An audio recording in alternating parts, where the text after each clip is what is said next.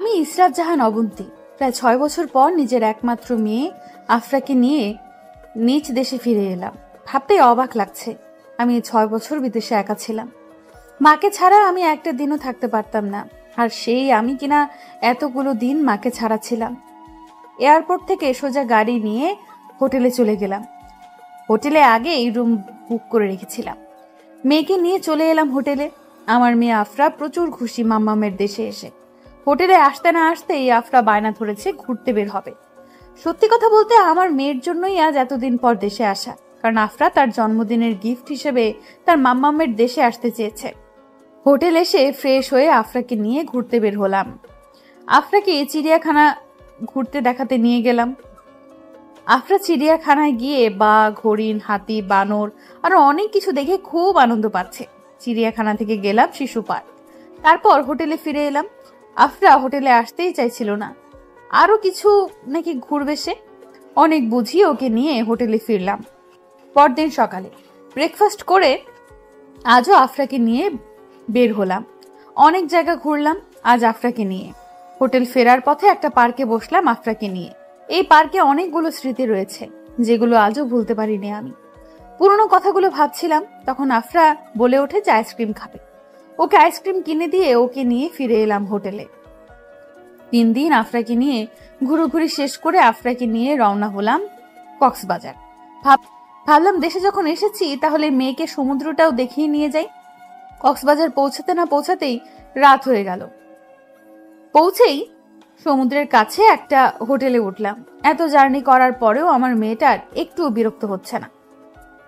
মেয়েটা আমার প্রচুর ঘুরতে ভালোবাসে। পরের দিন ঘুম থেকে উঠেই দেখি 12:45 বাজে। অনেক রাত করে ঘুমিয়েছি, তাই বুঝতেই পারিনি কখন সকাল হয়ে দুপুর হয়ে গেল। আফরাকে নিয়ে একদম দুপুরের খাওয়া দাওয়া করে বিকেলের দিকে বের হলাম ঘুরতে। আফরা সমুদ্রের পাড়ে এসেই এদিক ওদিক ছোটাছুটি করছে, আর ওর সাথে আমিও ছোটাছুটি করছি। আফরার সামনে ছুটে যেতেই একটা লোকের সাথে ধাক্কা খেলো। লোকটা ফোনে কথা বলতে বলতে আসছিল। আফরার সাথে ধাক্কা খেয়ে লোকটার হাত থেকে ফোনটা পড়ে গেল। আমি তাড়াতাড়ি গিয়ে ফোনটা মাটি থেকে তুলে লোকটার দিকে এগিয়ে দিয়ে বললাম, সরি স্যার, আসলে আমার মেয়ে বুঝতে পারেনি, ও না বুঝে আপনাকে ধাক্কা দিয়ে ফেলেছে। I am extremely sorry, please কিছু মনে করবেন না। কথাগুলো বলে আমি লোকটার দিকে তাকাতেই অবাক হয়ে গেলাম। আমি ঠিক দেখছি কিনা ভুল বুঝতে পারছি না। এতগুলো বছর পর এই মানুষটার সাথে আবার এইভাবে দেখা হবে কখনো ভাবিনি। এই সেই লোকটা যার জন্য আমি আমার দেশ ছেড়ে পরিবার ছেড়ে বিদেশে চলে গিয়েছিলাম। লোকটার নাম সোহান। আমায় দেখে এতক্ষণ চুপ থাকলেও এবার কথা বলল সোহান। অবন্তী, তুমি তুমি এখানে কেমন আছো? তুমি কতগুলো বছর পর তোমাকে দেখলাম। আর কক্সবাজার কবে আসলে তুমি? পিচ্চি মেয়েটা তোমার অবন্তী। সরি স্যার, আমি আপনাকে চিনতে পারছি না, আর আমি অপরিচিত কারোর সাথে কথা বলতে পছন্দ করি না। আমার ভালোও লাগে না কথা বলতে। আমার মেয়ে আপনাকে না বুঝে ধাক্কা দিয়ে ফেলেছে, সেজন্য সরি বলেই আমি আফরাকে নিয়ে অন্যদিকে নিয়ে চলে আসি সমুদ্রের পাড় থেকে। সোহান পেছন থেকে ডাকছিল, কিন্তু আমি ওর দিকে না তাকিয়েই চলে আসি। আমি কোনো কথা বলতে চাই না এই বেঈমান লোকটার সাথে। সন্ধ্যায় হোটেল রুমে চলে এলাম। এসে আফরাকে খাইয়ে দিয়ে ঘুম পাড়িয়ে দিলাম। আফরাকে ঘুম পাড়িয়ে ব্যালকনিতে গিয়ে চেয়ারটাতে বসলাম।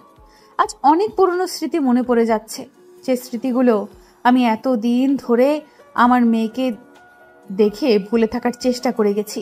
সেই স্মৃতিগুলোই আজ আবার সামনে এসে দাঁড়াচ্ছে। চলুন আপনাদের 9 বছর আগের সময়গুলোতে নিয়ে যাই। আজ থেকে প্রায় 9 বছর আগে আমার সোহানের সাথে দেখা হয়। সোহান আর আমি একই ইউনিভার্সিটিতে পড়তাম। কলেজের প্রথম দিনে এই ক্লাসে ঢোকার সময় আমার ধাক্কা লাগে সোহানের সাথে, আর তখন থেকেই আমাদের পরিচয়। একটু একটু করে কথা বলতে বলতে আমাদের মধ্যে বন্ধুত্ব গড়ে ওঠে। সোহান মধ্যবিত্ত পরিবারের ছেলে ছিল। সোহানের বাবা ছিল না, মা আর বোনকে নিয়েই ছিল সোহানের ছোট্ট পরিবার। সোহানের বোন সোহানের থেকে 1 বছরের ছোট। বাবা না থাকার কারণে সোহানই সংসার চালাতো। সোহান পড়াশোনার পাশাপাশি একটা কোম্পানিতে চাকরিও করত। বন্ধুত্ব থেকে কখন যে আমি সোহানকে ভালোবেসে ফেলেছি আমি বুঝতেই পারিনি। সোহানকে অনেকবার বলতে গিয়েও আমি বলতে পারিনি ওকে আমি ভালোবাসি। আমি যে ওকে ভালোবাসি এটা সোহান জানতো। আমাদের বন্ধুরাই ওকে বলেছিল যে আমি ওকে ভালোবাসি, কিন্তু বলতে পারছি না। কয়েকদিন পর আমাদের ডিপার্টমেন্ট থেকে ঠিক করা হয় যে পিকনিকে যাবে, সবাই মিলে ঠিক করা হয় যে আমরা কক্সবাজার যাব 3 দিনের জন্য। আমরা সবাই খুব আনন্দে ছিলাম এটা নিয়ে, কিন্তু হঠাৎ করে আমার সব আনন্দ শেষ হয়ে যায়, কারণ সোহান বলে যে সে আসবে না। ভাবলাম সোহান না গেলে আমি গিয়ে কি করব, তাই আমিও বলে আসলাম যে আমিও যাব না। আমি মন খারাপ করে চলে আসলাম, কারোর সাথে কোনো কথা না বলি। আমার বন্ধুরা, এমনকি সোহানও বুঝতে পেরেছিল যে আমিও যাবো না। পরের দিন কলেজে পিকনিকে যাওয়ার জন্য টাকা জমা দেওয়ার কথা। আমি টাকা নিয়েই কলেজে আসলাম। ভাবলাম যদি সোহান যায় তাহলে টাকা জমা দেব, তা না হলে দেব না। কলেজে যেতেই আমার বান্ধবী তানিশা বলল যে সোহানও যাবে, ওরা নাকি ওকে রাজি করিয়েছে। কথাটা শুনেই খুশিতে নাচতে আরম্ভ করলাম, আর নাচতে নাচতে সেই সোহানের গায়ে গিয়ে পড়লাম সবার সামনে। সোহান তাল সামলাতে না পেরে আমায় নিয়েই মাটিতে পড়ে গেল। এতটা খুশি হয়েছিলাম তখন যে ইচ্ছে করছিল সোহানের গালে চুমু দিয়ে দেই। আমি যে সোহানের উপর পড়ে গিয়েছি সেদিকে আমার খেয়ালই ছিল না। আমি যেন একটা অন্য জগতে চলে গেছি, যেখানে আমি আর সোহান ছাড়া আর কেউ নেই। লাফানোর সময় তো একটু দেখে লাফাবে নাকি? এইভাবে আমার উপর পড়েই থাকবে নাকি তুমি? সবাই দেখছে তো আমাদের, সবাই কিন্তু অন্য কিছু মাইন্ড করবে। অবন্তী, উঠো। সোহানের কথায় যেন আমি বাস্তবে ফিরে এলাম, সাথে একটু লজ্জাও পেলাম। এতক্ষণ ধরে সবাই দেখছিল আমার বন্ধুরা অনেক ফাজলামি করছিল। পিকনিকের টাকা জমা দিয়ে বাসায় চলে আসলাম। পরের দিন সন্ধ্যায় আমরা পৌঁছে গেলাম কক্সবাজার সমুদ্র সৈকতে। পৌঁছার পর হোটেলে গিয়ে ফ্রেশ হয়ে বন্ধুরা সবাই মিলে সমুদ্র পাড়ে গেলাম। রাতে সমুদ্রটা অনেক সুন্দর লাগে দেখতে। সবাই অনেক মজা করছে, গান গাইছে, নাচছে। আমি শুধু বসে বসে দেখছি সোহানকে। সোহানের হাসিটা খুব সুন্দর। সোহানকে দেখছি আর ভাবছি যে এবার আমাকে বলতেই হবে ওকে আমি ভালোবাসি। অনেক রাত হয়েছে দেখে সবাই এক এক করে রুমে চলে যাচ্ছে, আর আমিও চলে আসলাম। রুমে এসে ভাবতে লাগলাম কি করে সোহানকে বলবো ভালোবাসার কথা। রুমে পায়চারি করতে দেখে বান্ধবীরা জিজ্ঞেস করলো আমার কি হয়েছে। আমি তাদের উত্তরে বলে দিলাম কি ভাবছি। তারা শুনে হা হা করে হেসে দিল। তাতে আমারও খুব রাগ হলো। আমি বাইরে চলে আসতে চাইলে সবাই আমায় আটকে দেয়, আর বলে যে ওরা নাকি আমায় কাল হেল্প করবে সোহানকে কথাটা বলতে। সকালে আমরা সবাই মিলে ঘুরতে বের হলাম। যা যা দেখার আছে প্রায় সবই দেখে এলাম, কারণ আমরা কাল সকালেই ঢাকায় ফিরে যাব। আমাদের 3 দিন থাকার কথা থাকলেও আর থাকা হলো না। সারাদিন ঘুরে ফিরে এসে আমরা সমুদ্র পাড়ে বসে আড্ডা দিতে লাগলাম। আজ আমরা সারা রাত আড্ডা দিব। গল্প করার সময় হঠাৎ করে সোহান উঠে চলে যায়, কিন্তু কেন চলে যায় বুঝতে পারলাম না। কিছুক্ষণ পরে আমার বান্ধবী তানিশা আর বন্ধু রনি আমায় বলে ওদের সাথে আসতে। আমি ওদের কথা শুনে ওদের সাথে আসি। আমরা যে হোটেলে উঠেছি সেই হোটেলের পাশে একটা ছোট্ট ক্যাফে আছে। ক্যাফেটা ছোট হলেও অনেক সুন্দর। ক্যাফের ভেতরে যেতেই তানিশা আমার চোখ বেঁধে দিল। বুঝতে পারলাম না যে কেন বেঁধে দিল, আর কেনই বা আমাকে এখানে নিয়ে এলো। অনেকবার জিজ্ঞেস করার পরেও তানিশা বা রনি কেউ কিচ্ছু বলল না। উল্টো রনি আমায় ধমক দিয়ে চুপ করে থাকতে বলল। ওরা আমায় চোখ বাঁধা অবস্থাতেই কোথা থেকে একটা নিয়ে যাচ্ছে, কোথায় নিয়ে যাচ্ছে সেটা জানি। হঠাৎ করে ওরা আমায় নিয়ে থেমে গেল। একটু পরে কেউ বলে উঠল, কি জানি কেমন করে পাতা পড়ে গেছি আমি পুরোটাই। চুপি চুপি মন বলে সারাক্ষণ আমি তোমাকে চাই। আই লাভ ইউ অবন্তী, আমি সত্যি তোমায় অনেক ভালোবাসি। তুমিও কি ভালোবাসবে আমায়? এবার তানিশা আমার চোখটা খুলে দিল। চোখ খুলেই দেখি সোহান আমার সামনে হাঁটু গেড়ে লাল গোলাপ নিয়ে বসে আছে। সোহান আমায় ভালোবাসবে এটা শুনেই আমি থমকে গেছি। সোহান নিজে থেকে আমায় প্রপোজ করলো। আমি হা হয়ে সোহানের দিকে তাকিয়ে আছি দেখে সোহানও আবার বলল, আমি হা হয়ে সোহানের দিকে তাকিয়ে আছি দেখে সোহান আবারও বলল যে অবন্তী ভালোবাসবে আমায়। আমি হয়তো তোমার বাবার মতো তোমায় রানী করে রাখতে পারবো না, কিন্তু আমার ছোট্ট রাজ্যে তোমায় ভালোবাসা দিয়ে রানী করে রাখবো। আমি হয়তো অন্যদের মতো তোমায় প্রতিদিন দামি রেস্টুরেন্টে নিয়ে যেতে পারবো না, কিন্তু তোমার সাথে প্রতিদিন হুটখোলা রিকশায় চড়ে বা রাস্তা দিয়ে হেঁটে হেঁটে বাদাম খাওয়াতে পারবো। তুমি কি ভালোবেসে আমার হাতটা ধরবে অবন্তী? কথা দিচ্ছি তোমায় কখনো তোমার হাতটা ছাড়বো না আমি। আমি সোহানের কথা শুনে সোহানকে জড়িয়ে ধরে ছোট বাচ্চাদের মতো কেঁদে দিলাম। সোহান ওর দুটো হাত দিয়ে শক্ত করে আমায় জড়িয়ে নিল ওর বুকে। সোহান আমাকে ওর বুকে রেখেই বলে উঠল, এইভাবে কি কেঁদেই যাবে নাকি আমার কথাগুলোর উত্তর দিবে? কিছু না বলে শুধু কেঁদেই যাচ্ছ। আমি কি তোমায় মেরেছি নাকি এইভাবে কাঁদছো? তুমি কি আমার হাতটা ধরবে না? ভালোবাসবে না আমায়? আমিও ভালোবাসি তো তোমায়, অনেক অনেক ভালোবাসি। আমি আমার জীবনের থেকেও বেশি ভালোবাসি তোমায়। ভালোবাসো তাহলে এতদিন বললে না কেন ভালোবাসো? শুধু তুমি একা একা ভালোবেসে গেলেই হবে নাকি? যাকে ভালোবাসো তাকে বলতে হবে। কেন বলতে হবে সব? তুমি কি বোঝো না যে আমি তোমাকে ভালোবাসি? আর মেয়েরা কখনো আগে ভালোবাসার কথা বলে না, ভালোবাসার কথা ছেলেরাই বলতে হয়। আগে তো আমিই বললাম, কিন্তু তুমি এখনো বললে না কিছু আমায় ভালোবাসো কিনা। আমি তোমায় আই লাভ ইউ বললাম, তার উত্তরে তুমি আমায় কিছুই বললে না। কিছু না বলে কাঁদতে শুরু করে দিলে। I love you too my dear sweetheart. আমি তো তোমায় অনেকদিন আগে থেকেই ভালোবাসি, অনেক বেশি। তোমার জন্য আমি মরতেও পারি। কি বলছো কি এসব? মরার কথা কেন বলছো? তোমায় আমি কখনো মরতে দিবই না। আর তুমি মরে গেলে আমি ভালোবাসবো কাকে? তোমায় আমি অনেক ভালোবাসবো, কখনো তোমায় কষ্ট দিব না। আমি সবসময় চাইবো তোমার আগে যেন আমি মরে যাই। সারা রাত আমি আর সুহান গল্প করতে করতেই কাটিয়ে দিলাম। সকালে নাস্তা করে ঢাকার উদ্দেশ্যে রওনা দিলাম। ভালোভাবে সবাই বাসায় চলে এলাম। তারপর থেকে সব সময় আমি আর সোহান একসাথে থাকতাম। সোহান আমাকে ওর বাসায়ও নিয়ে গিয়েছিল ওর মার সাথে পরিচয় করাতে। প্রথম দিনের আলাপেই সোহানের মা আর বোন আমায় আপন করে নিয়েছে। ওরা সবাই খুব ভালো। তারপর থেকে আমি প্রায় সোহানের বাসায় চলে যেতাম সোহানের মা আর বোনের সাথে দেখা করতে। গিয়ে সবার সাথে গল্প করতাম, মজা করতাম অনেক। সোহানও থাকতো, আবার মাঝে মাঝে থাকতো না। আস্তে আস্তে আমার আর সোহানের সম্পর্কটা আরো গভীর হতে থাকে। হঠাৎ করে একদিন কলেজ মাঠে বসে থাকার সময় সোহান আমায় বলে যে, অবন্তী, আমার মাঝে মাঝে প্রচন্ড ভয় করে জানো। আমার সবসময় মনে হয় যে আমি হয়তো তোমায় হারিয়ে ফেলবো। তোমায় ছাড়া আমি থাকতে পারবো না অবন্তী, বিশ্বাস করো। আমি মরে যাব তোমায় ছাড়া। মরার কথা বলবে না আর কখনো। আমার খারাপ লাগে তুমি মরার কথা বললে। কেন বলো তুমি মরার কথা? আর আমি তোমায় ছেড়ে কোথাও যাব না। তোমার থেকে দূরে গেলে তো আমি। বলার আগেই সোহান আমার মুখে হাত দিয়ে আটকে দেয় আর বলে যে আর কিছু বলবে না তুমি, বলেই জড়িয়ে ধরে। তারপর আমরা আর কিছুক্ষণ বসে থাকার পর বাসায় চলে যাই। পরের দিন সোহান আর কলেজে আসেনি, কারণ ও যে কোম্পানিতে চাকরি করে সেখানে এখন কাজের চাপ বেশি। আর তাছাড়া সোহান অনেকদিন ছুটি কাটিয়েছে। ফোনেই কথা হতো আমাদের। সোহানের যেদিন খুব বেশি দেখতে ইচ্ছে করতো আমায়, সেদিন সোহান আমাদের বাসার সামনে এসে আমায় ফোন দিয়ে বলতো বারান্দায় দাঁড়াতে, তারপর দূর থেকে দেখেই চলে যেত। এইভাবেই আমাদের সম্পর্কটা চলতে থাকে। আমাদের সম্পর্কের যখন 1 বছর পূর্ণ হয়, সেদিন সোহান আমায় নিয়ে ঘুরতে বের হয়েছিল। সেদিন সে আমায় একটা শাড়ি আর চুড়ি গিফট করেছিল। সেদিনটা অনেক আনন্দে মজা করে কাটিয়েছিলাম আমরা দুজন দুজনের অনেকটা কাছে চলে এসেছিলাম। আমাদের মধ্যে ঝগড়াঝাঁটি, মান অভিমান, রাগ সবই ছিল। সেই সাথে ভালোবাসাটাও আরো বেশি ছিল। দেখতে দেখতে আরো 1 বছর পার হয়ে গেল আমাদের সম্পর্কে। এবছর আমি সোহানকে সারপ্রাইজ দিয়েছি। আমি একটা লাল বেনারসি, হাতে চুড়ি, চোখে কাজল, হালকা লিপস্টিক দিয়ে বেরিয়ে পড়লাম। আজ আমি বেনারসি পরেছি, তার কারণ হচ্ছে আমি আজ সোহানকে বিয়ে করব। এই কথাটা সোহান জানে না, জানলে সোহান আসবে না, তাই ওকে আগে থেকে বলিনি। শুধু আমার খুব কাছের কয়েকজন বন্ধু জানে, তারাই সোহানকে কাজী অফিসে আসতে বলেছে। আমি একটা রিক্সা নিয়ে চলে এলাম কাজী অফিস। আমি এসে দেখি সবাই চলে এসেছে, এমনকি সোহানও চলে এসেছে।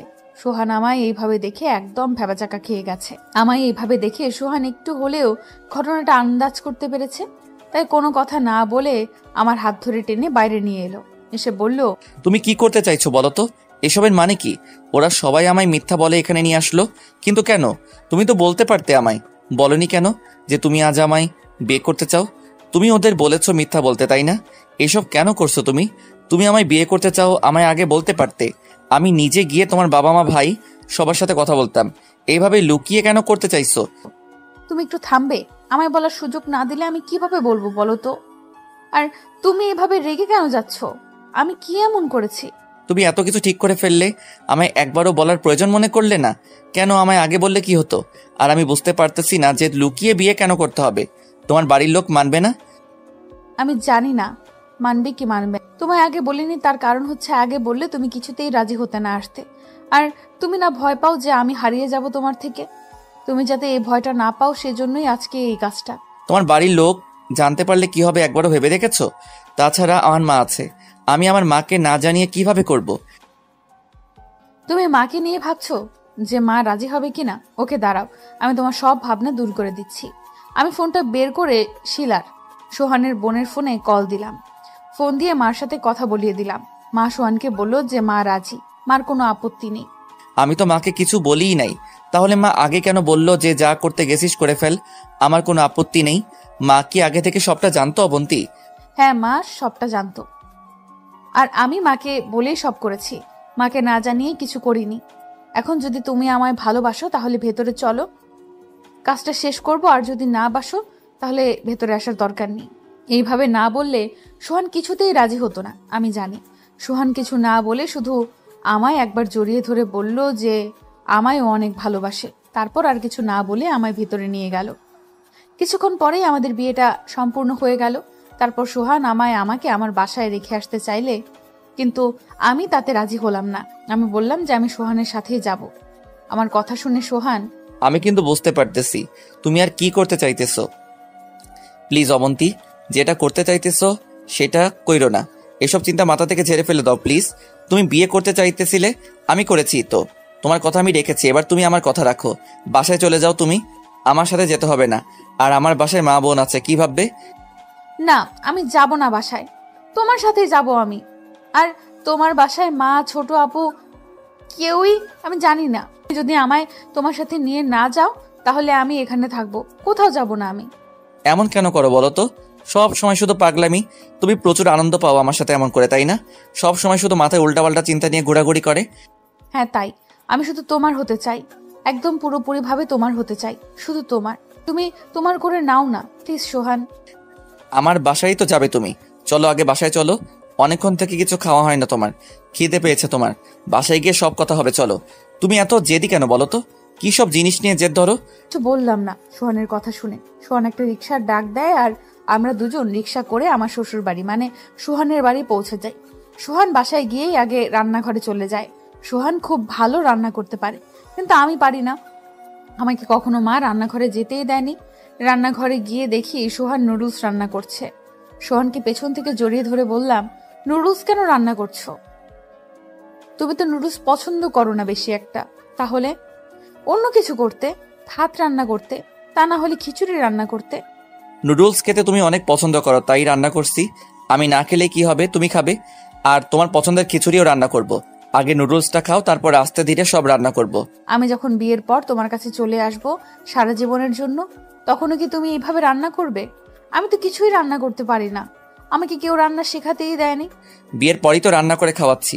তুমি তো আমার বাসায় চলে এসছো, রান্না কেন শিখবে তুমি? তুমি কিভাবে অন্যজনকে চাপে ফেলা যায়, জেদ ধরা যায়, সেগুলো শিখবে। কি বললে তুমি? আমি তোমায় চাপে ফেলি? তুমি কি বলতে চাইছো? আমি তোমায় বিয়ে করে চাপে ফেলে দিছি, জোর করিয়েছি আমি তোমায়? রাগ করছো কেন? আমি তো তোমায় রাগানোর জন্য বললাম। আর সত্যি কথা কি জানো, আমি কখনো ভাবিনি যে তুমি এইভাবে আমায় বিয়ে করে নেবে। রনিরা যখন আমায় বলল কাজী অফিসে আসতে হবে, তখন আমি ভাবিনি তুমি এইসব কিছু করতে পারো। আমি তোমায় সারপ্রাইজ দিব বলে তোমায় কিছু বলিনি। আর তুমি কি ভুলে গেছো যে আজ আমাদের সম্পর্কের 2 বছর হলো? সেজন্যই তো আমি তোমায় সারপ্রাইজটা দিলাম। ও নো, সত্যি আমি ভুলে গিয়েছিলাম কথাটা। আমার মাথা থেকে বেরিয়ে গেছিল এইটা। মনে না থাকারই তো কথা। সকাল থেকে যে ভাবে তুমি আমায় সারপ্রাইজ দিচ্ছ বাবা, একটার পর একটা দিয়েই যাচ্ছ। কি করে আর মনে থাকবে বলো? হয়েছে, এখন আর নিজের দোষটা ঢাকতে হবে না। এখন ছাড়ো আর নুডলসটা রান্না করো।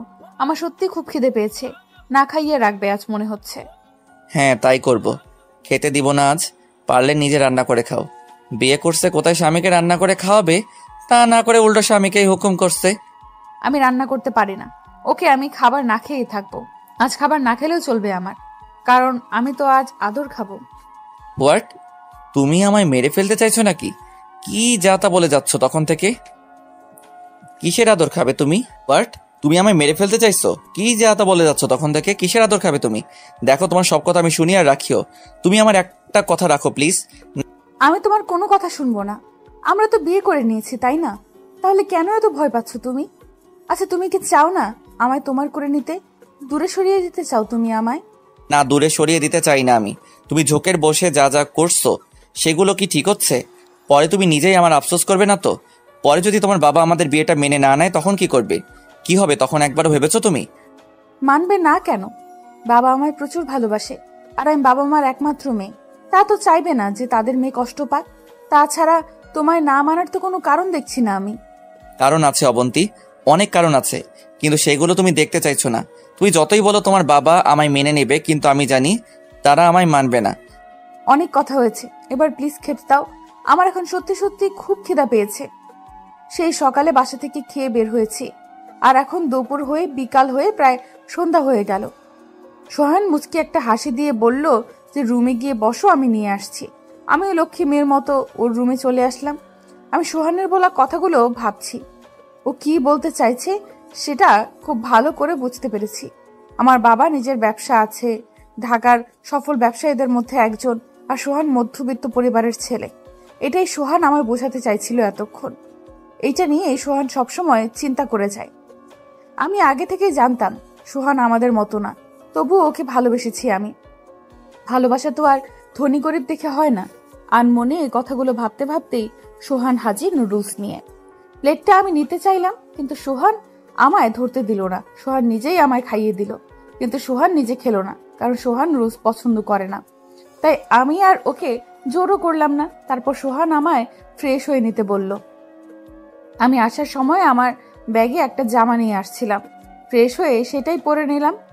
আমি ওয়াশরুম থেকে বের হতেই সোহান বলল, তুমি তো আজ সত্যি আর বাসায় যাবা না, তোমার কথাটাই রাখতে হলো। তুমি তো আর আমার কথা রাখবে না। তুমি দরজাটা লাগিয়ে দাও, আমি একটু বাইরে যাব। আমি ছাড়া কেউ দরজা নক করলে খুলবে না, আর আমি বাইরে থেকে লক করে যাব, তাই হয়তো কেউ নক করবেও না, আর যদিও করে খুলবে না। আমি এখনই চলে আসবো। বলে সোহান আমার কপালে একটা চুমু দিয়ে চলে গেল। আমি দরজা লক করে দিয়ে টিভিটা একটু অন করে দেখতে বসলাম। টিভি দেখতেই হঠাৎ মনে হলো রাতের রান্না তো সোহান করেনি, তাই আমি চলে গেলাম রান্নাঘরে। গিয়ে ভাবতে লাগলাম কি রান্না করা যায়। সোহান খিচুড়ি খেতে খুব পছন্দ করে, তাই ঠিক করলাম খিচুড়ি রান্না করব। ঝটপট ফোন নিয়ে ইউটিউবে গেলাম, খিচুড়ি রান্না করার রেসিপি দেখতে লাগলাম। তারপর যা যা লাগবে সব হাতের কাছে রাখলাম, ইউটিউব দেখে রান্না করতে শুরু করলাম। হঠাৎ করে গাজর কাটতে গিয়ে হাতটা কেটে গেল। যেখানে কেটে গেছে সেখানে খুব জ্বালা করছিল, তবুও নিজের ভালোবাসার মানুষটার জন্য হাত কেটে হাত পুড়িয়ে রান্নাটা করেই ফেললাম। আমার খিচুড়ি রান্না করা শেষ হয়ে গেল, কিন্তু এখন সোহান আসছে না। সেই 7টার সময় বের হয়ে গেছে, এখন 8:30 বাজে, এখনো আসছে না। এখন একটু একটু ভয় করছে। সোহানকে ফোন দিলাম, কোথায় তুমি? এখনো আসছো না কেন? আমায় একা রেখে গেছো, মনে নেই তোমার? আমার ভয় করছে তো একা একা থাকতে, বলেই কেঁদে ফেললাম। আরে আরে কাঁদছো কেন? কেঁদো না, আমি চলে আসছি তো। তুমি দরজাটা খুলে দেখো, আমি চলে আসছি। আমি আর কিছু না, সোজা দরজার সামনে গিয়ে দরজাটা খুললাম। সত্যি সত্যি সোহান চলে আসছে। আমায় কাঁদতে দেখে সোহান আমায় তার বুকে টেনে নেয়। পাগলি, কাঁদছো কেন? এইটুকুতে কাঁদতে হয় নাকি? আমি তো আটকে গিয়েছিলাম একটা বন্ধুর সাথে দেখা হয়ে যাওয়াতে। আমি তো আর ওকে বলতে পারবো না যে আমি আমার বউকে বাসায় একা রেখে গেছি, কারণ ওরা তো আর জানে যে আজ আমি বিয়ে করেছি আর বউ আমার বাসায়।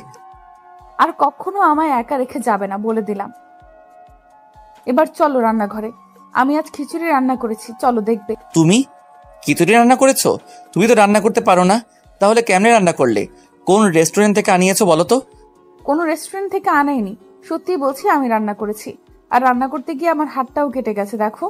আমার হাত কেটে গেছে শোনাতে সোহান রেগে গেল। রেগে আমায় বকতে শুরু করলো যে কেন আমি রান্না করতে গেছি, কেন রান্না করলাম।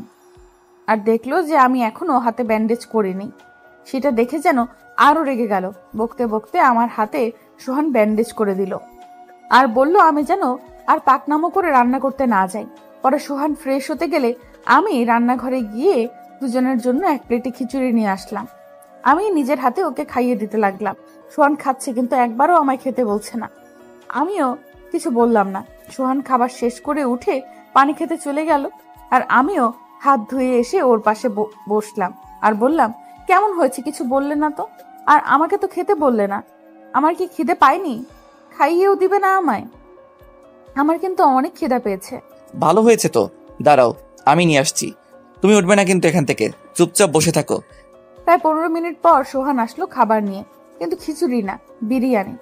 বিরিয়ানি দেখে আমি ওকে জিজ্ঞেস করলাম, বিরিয়ানি কেন, খিচুড়ি কোথায়? আর তুমি বিরিয়ানি কখন আনলে? আমি তো দেখিনি। আমি বিরিয়ানি খাবো না, আগে খিচুড়ি খাবো। না, তুমি এটাই খাবে। আমি এইটা নিয়ে আসছি। ভাবছি রাতে রান্না করব না, কিন্তু এসে দেখি তুমি রান্না করে ফেলছো, তাই আর কিছু বলিনি। ফ্রিজে রেখে দিয়েছিলাম, আর এখন গরম করে নিয়ে আসলাম। তুমি খাবে না? খাবো তো, খাবো না কেন, দাও খাবো। সোহান আমায় খাইয়ে দেয়। খাবার খাওয়া শেষ হলে সোহান প্লেট রেখে একটু রুমে যায়, আর আমি এই ফাঁকে রান্নাঘরে গিয়ে 1 চামচ খিচুড়ি মুখে দেই। মুখে দেওয়ার পর আমি আর কিছু বলতে পারছি না, এত ঝাল যা বলার বাইরে। ঝালে আমার চোখে পানি চলে এসেছে। আমি তাড়াতাড়ি করে ঝাল কমানোর জন্য ফ্রিজ থেকে ঠান্ডা পানির বোতল বের করে খেতে শুরু করলাম। আমি সোফায় বসে পানি খাচ্ছিলাম আর কাঁদছিলাম। তখন সোহান আসে, এসে দেখে যে আমি কাঁদছি। কি হয়েছে তোমার? আবার কাঁদছো কেন? আমি তো বললাম আমি একটু ওয়াশরুম থেকে আসছি। ভয় পেয়েছো কিছু দেখে? বলো আমায়। তুমি আমায় মিথ্যা কথা কেন বললে? কেন বললে যে খিচুড়ি ভালো হয়েছে? একটুও ভালো হয়নি। এত ঝাল তুমি খেলে কিভাবে? আমায় বললে না কেন যে ঝাল হয়েছে? তাহলে তোমায় এত ঝাল খেতে হতো না। কেন খাবো না? আমার ভালোবাসার মানুষটা আমার জন্য এত কষ্ট করে রান্না করলো, আর আমি খাবো না? আমি তোমার জন্য সব করতে পারি। তুমি যদি আমায় বিষ দিয়েও খেতে বলো তাহলে আমি তাই খেয়ে নেব। আমি তো 1 চামচ খেয়েই ঝালে কথা বলতে পারছি না, তুমি কিভাবে খেলে? আমি আর কিছুই বলতে পারলাম না। তার আগে সোহান আমার ঠোঁট দুটো ওর দখলে নিয়ে নিল। কিছুক্ষণ পর ছেড়ে দিল। আমি জড়িয়ে ধরলাম সোহানকে। এইভাবে কিছুক্ষণ থাকার পর সোহান ঘুমাতে যেতে বলল যে সে বিছানা ঠিক করে আসছে। বিছানা ঠিক করে আমায় ডাকলো সোহান। আমি বললাম যে একটু পর আসছি। আমি এখন সকালের সেই বেনারসিটা পরবো, সোহানের বউ সাজবো আমি এখন। সকালে যখন পড়েছিলাম তখন তো সোহানের বউ ছিলাম না। সাজ শেষ হয়ে চলে গেলাম সোহানের রুমে। সোহান আমায় এই সাজে দেখে বাইরে চলে যেতে লাগলো, কিন্তু আমি ওর হাতটা ধরে ফেললাম। দেখো অবন্তী, তোমায় আমি আগেও বলেছি আর এখন আবার বলছি, তুমি যেটা করছো ঠিক করছো না কিন্তু। আর কিছু বলার সুযোগ পেল না সোহান, কারণ কিছু বলার আগে ওর ঠোঁট দুটোতে আমি চুমু বসিয়ে দিয়েছি। তারপর আস্তে আস্তে সোহানও আমায় একদম কাছে চলে এলো। তারপর দুজনের মধ্যে হারিয়ে গেলাম। কি হয়েছে বুঝে নিয়েন সবাই। সকালে ঘুম ভাঙার পর দেখি আমি সোহানের বুকের উপর শুয়ে আছি। ঘুমন্ত অবস্থায় সোহানকে কতটা কিউট লাগে। সোহানের কপালে একটা চুমু দিয়ে ফ্রেশ হতে চলে গেলাম, কারণ আজ বাসায় ফিরতে হবে। কাল বাসায় বলে এসেছিলাম যে একটা ফ্রেন্ডের বার্থডে পার্টি আছে। তাড়াতাড়ি ফ্রেশ হয়ে এসে সোহানকে ডেকে তুলে দিলাম। ঘুম থেকে উঠেই আবার দুষ্টুমি শুরু করে দিয়েছে বদমাসটাকে জোর করেই ফ্রেশ হতে পাঠালাম। এমনিতেই অনেকটা দেরি হয়ে গেছে ঘুম থেকে উঠতে। সোহান ফ্রেশ হয়ে এসে চা করতে চলে গেল আর বলল যে চা খেয়ে আমাকে রেখে আসবে বাসায়। আমিও কিছু না বলে সোফায় গিয়ে বসলাম। তারপর চা খেয়ে বেরিয়ে পড়লাম। সোহান আমার বাসার সামনে রেখে ওর অফিসে চলে গেল। আজ আমি অনেক খুশি, এত খুশি কি আর বলবো। কাউকে বলে বোঝাতে পারবো না যে আমি ঠিক কতটা খুশি কাউকে বলে বোঝাতে পারবো না। পরের দিন কলেজে যাওয়ার সাথে সাথে বন্ধুরা ট্রিট দে করে মাথাটা খারাপ করে দিচ্ছিল। আমি জানি ওদের ট্রিট না দেওয়া পর্যন্ত ওরা আমায় ছাড়বে না, তাই ওদের একটা রেস্টুরেন্টে নিয়ে গেলাম। আর ওদের রেস্টুরেন্টে নিয়ে যাওয়ার মানে আমার পার্টস একদম ফাঁকা। হারামিগুলো খাচ্ছে আর সোহানকে ভিডিও কলে দেখাচ্ছে আর বলছে যে তোর বউয়ের সব টাকা আজকে শেষ করে দিলাম। সোহান শুধু মুচকি মুচকি হাসছে। সোহানের সাথে আমার প্রায় 3 দিন দেখা হতো। মাঝে মাঝে আমরা ঘুরতেও যেতাম। এইভাবেই ভালোই কাটছিল আমাদের দিনগুলো। আমাদের ফাইনাল পরীক্ষা শেষ হলো আজ। আমি বাসায় গিয়ে দেখি বাসায় অনেক লোক। বাবার এক বন্ধু আসছে, তার সাথে তার স্ত্রী আর ছেলে মেয়ে। আমি 2-1 বার দেখেছিলাম বাবার বন্ধুকে, তাই চিনতে পারলাম। আমি একটু কথা বলে ভেতরে চলে গেলাম। আমি ফ্রেশ হয়ে ড্রেস পাল্টে ছাদে যাব, সে সময় আমার ভাইয়া এসে বাইরের রুমে আসতে বলে। আমি জিজ্ঞেস করলাম কেন যাব, কিন্তু ভাইয়া কিছু না বলে চলে গেল। আমরা 1 বোন 1 ভাই। ভাইয়া আমার বড়। ভাইয়া বাবার সাথেই ব্যবসা সামলায় পড়াশোনা শেষ করে। আমি আর কিছু না ভেবে চলে গেলাম। বাবার পাশে সোফায় বসলাম। বাবার বন্ধুর স্ত্রী আমায় এটা ওটা অনেক কিছু জিজ্ঞেস করছে। আমিও ভালোভাবেই কথা বলছি। তারপর ওরা আমায় চলে আসতে বলল। চলে এলাম। আমি এসে সোহানের সাথে একটু কথা বলে ঘুমিয়ে পড়লাম। শরীরটা ভালো লাগছে না, তাই রাতে সবাই একসাথে খেতে বসেছি। খাবার সময় বাবা বলল আজ তার যে বন্ধু এসেছিল তার ছেলের সাথে নাকি আমার বিয়ে ঠিক করে ফেলেছে। কথাটা শুনে প্রচুর রাগ হলো আমার। রেগে বাবাকে বললাম, বিয়ে ঠিক করেছো মানেটা কি? তোমরা আমার বিয়ে ঠিক করে ফেললে আর আমায় একবারও বললে না। একবারও জানতে চাইলে না যে আমি এই বিয়েতে মত আছে কি নেই, আমি এই ছেলেকে বিয়ে করতে চাই নাকি না। আমার মতামতের কি কোনো দাম নেই তোমাদের কাছে? আমি এইভাবে কথা বলাতে বাবা আর ভাইয়া অনেক রেগে গেল, কিন্তু ভাইয়া তার কথাটা প্রকাশ করলো না। ভাইয়াকে দেখে মনে হলো ভাইয়া আগে থেকে জানতো এমন কিছুই হবে। ভাইয়া কিছু না বললেও বাবার আগে বলে উঠল, এইভাবে কথা বলতে শিখলে কবে থেকে? আর আমি ওকে ছাড়া অন্য কাউকে বিয়ে করতে পারবো না। আর তাছাড়া আমার বিয়ে হয়ে গেছে। বিয়ে হয়ে গেছে মানে? কাকে বিয়ে করেছো তুমি? তুমি এইভাবে যাকে তাকে বিয়ে করে ফেলতে পারো না। আমাদের একটা সম্মান আছে সমাজে। আমি যাকে তাকে বিয়ে করিনি বাবা, আমি যাকে ভালোবাসি তাকেই বিয়ে করেছি আমি। আর আমি ওর সঙ্গেই থাকবো, ওকে ছাড়া আমি মরে যাব। বাবা আমায় মারতে আসবে ঠিক তখনই ভাইয়া বাবার হাত ধরে ফেলে আর বাবাকে শান্ত হতে বলে। তারপর ভাইয়া বাবাকে অনেক বোঝায় যেন আমি যাকে ভালোবাসি তাকে মেনে নেয়। আমি জানতাম আর কেউ আমায় না বুঝলেও আমার ভাইয়া আমায় বুঝবে। আমার ভাইয়া আমায় অনেক ভালোবাসে। ভাইয়া আমায় বলে যে আমি যাকে ভালোবাসি তার নাম ঠিকানা সব দিতে। ভাইয়া নাকি খোঁজ নিয়ে দেখতে চায় কেমন ছেলে পছন্দ করেছি আমি। আমিও সোহানের ঠিকানাটা দিয়ে দিলাম। বাবা আর কিছু বলল না, শুধু ভাইয়াকে বলল যা ভালো হয় সেটা করতে। আমিও আর কথা না বাড়িয়ে চলে আসলাম। এসে সোহানকে ফোন করে সবটা বলে দিলাম যে আমি বাড়িতে সবাইকে সবটা বলে দিয়েছি। সবটা শুনে সোহান খুবই চিন্তায় পড়ে গেছে বলে মনে হলো আমার।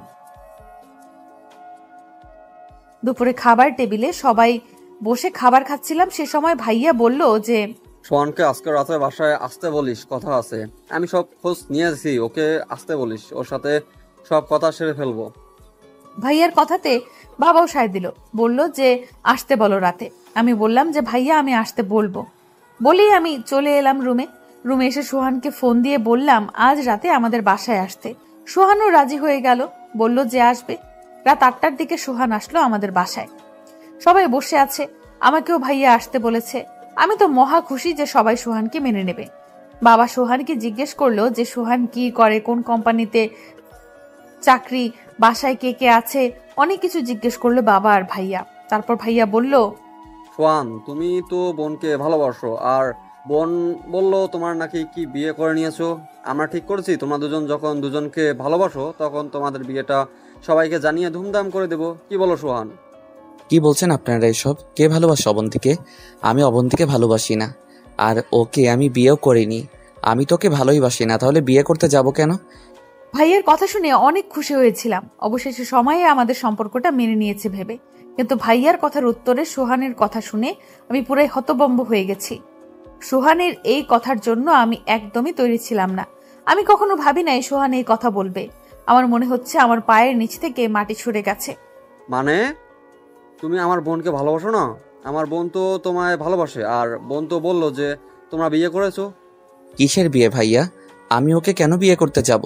আমি তো অন্য কাউকে ভালোবাসি, আর ওকেই বিয়ে করব। আমি অবন্তীকে কখনোই ভালোবাসিনি। অবন্তী আমার বন্ধু ছাড়া আর কিছুই না। কি বলতে চাইছো?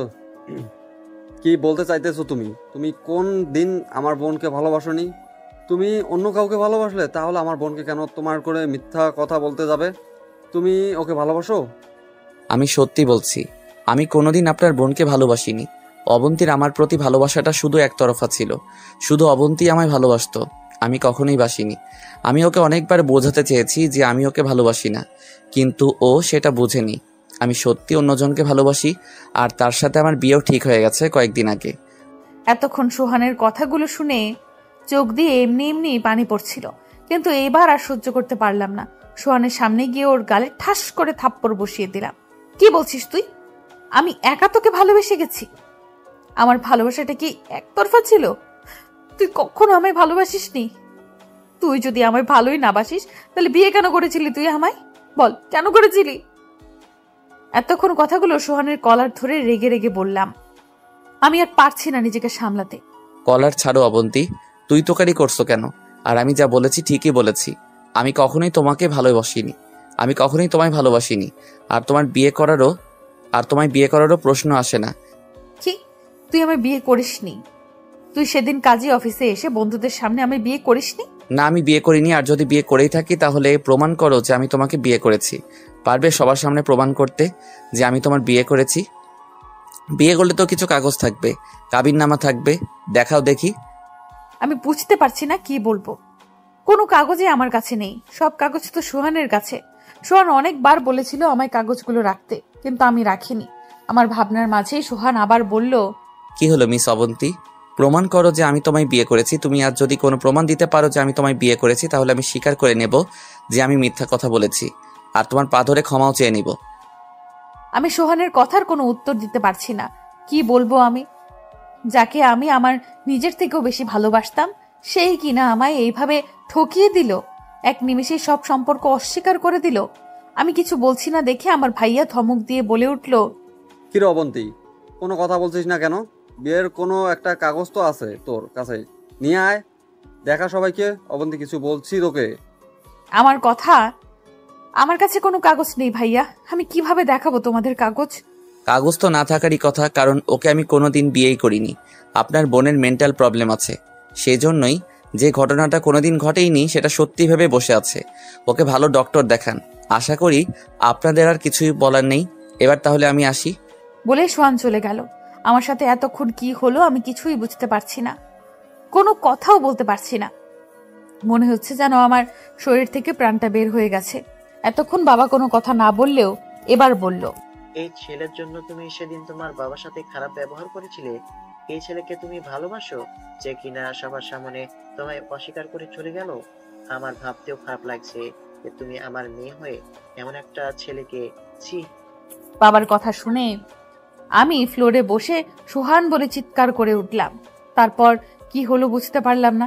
জ্ঞান ফেরার পর দেখলাম আমি আমার রুমে, আর আমার মা আমার মাথার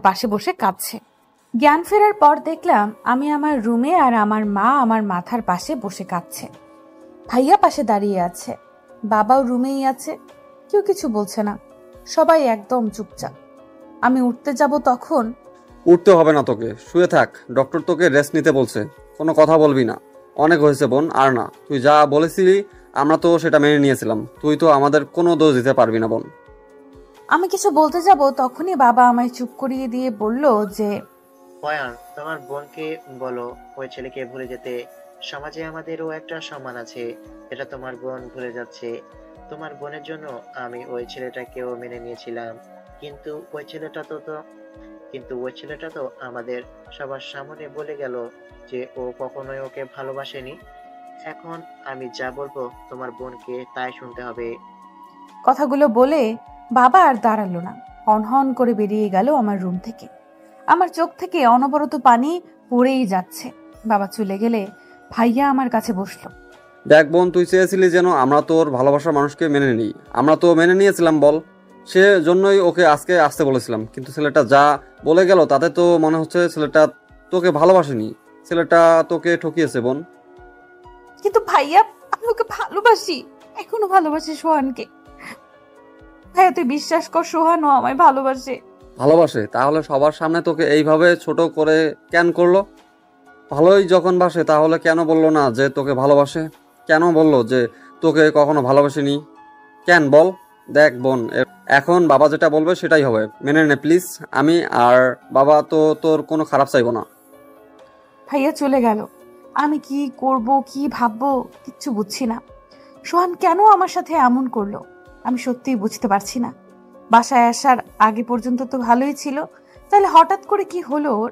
কেন বলল যে আমায় ও ভালোবাসে না, বিয়ে করেনি আমায়? কেন বলল? কেন? যাকে এতটা ভালোবাসলাম সেই আজ আমায় বলে গেল আমার নাকি মেন্টাল প্রবলেম আছে। কেন এমন করলো সোহান আমার সাথে?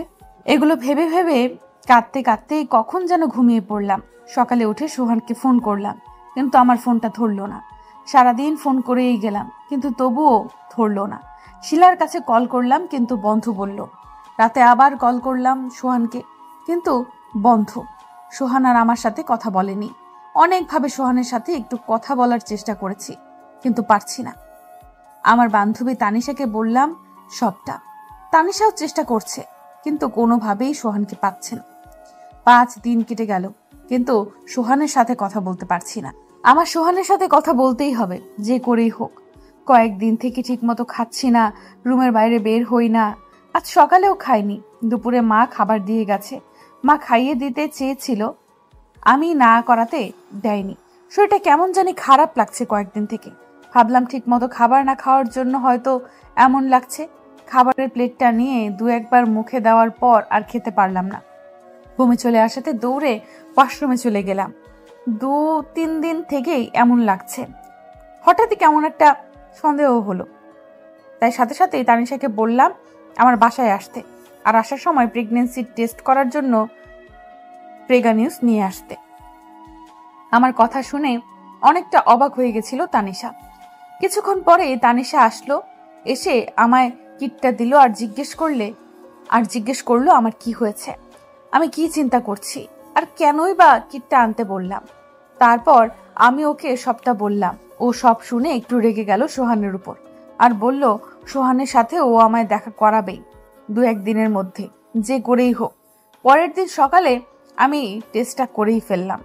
টেস্ট করে বুঝতে পারলাম যেটা ভেবেছিলাম সেটাই ঠিক, আমি সোহানের বাচ্চার মা হতে চলেছি। মনটা অদ্ভুতভাবে ভালো হয়ে গেল। তানিশাকে আমি ফোন করতে যাব তার আগেই তানিশা আমায় ফোন করে বলল যে সোহানের অফিসের ঠিকানা পেয়ে গেছে, আর আজ সোহান অফিসে এসেছে, তাই আমায় যেতে বলল।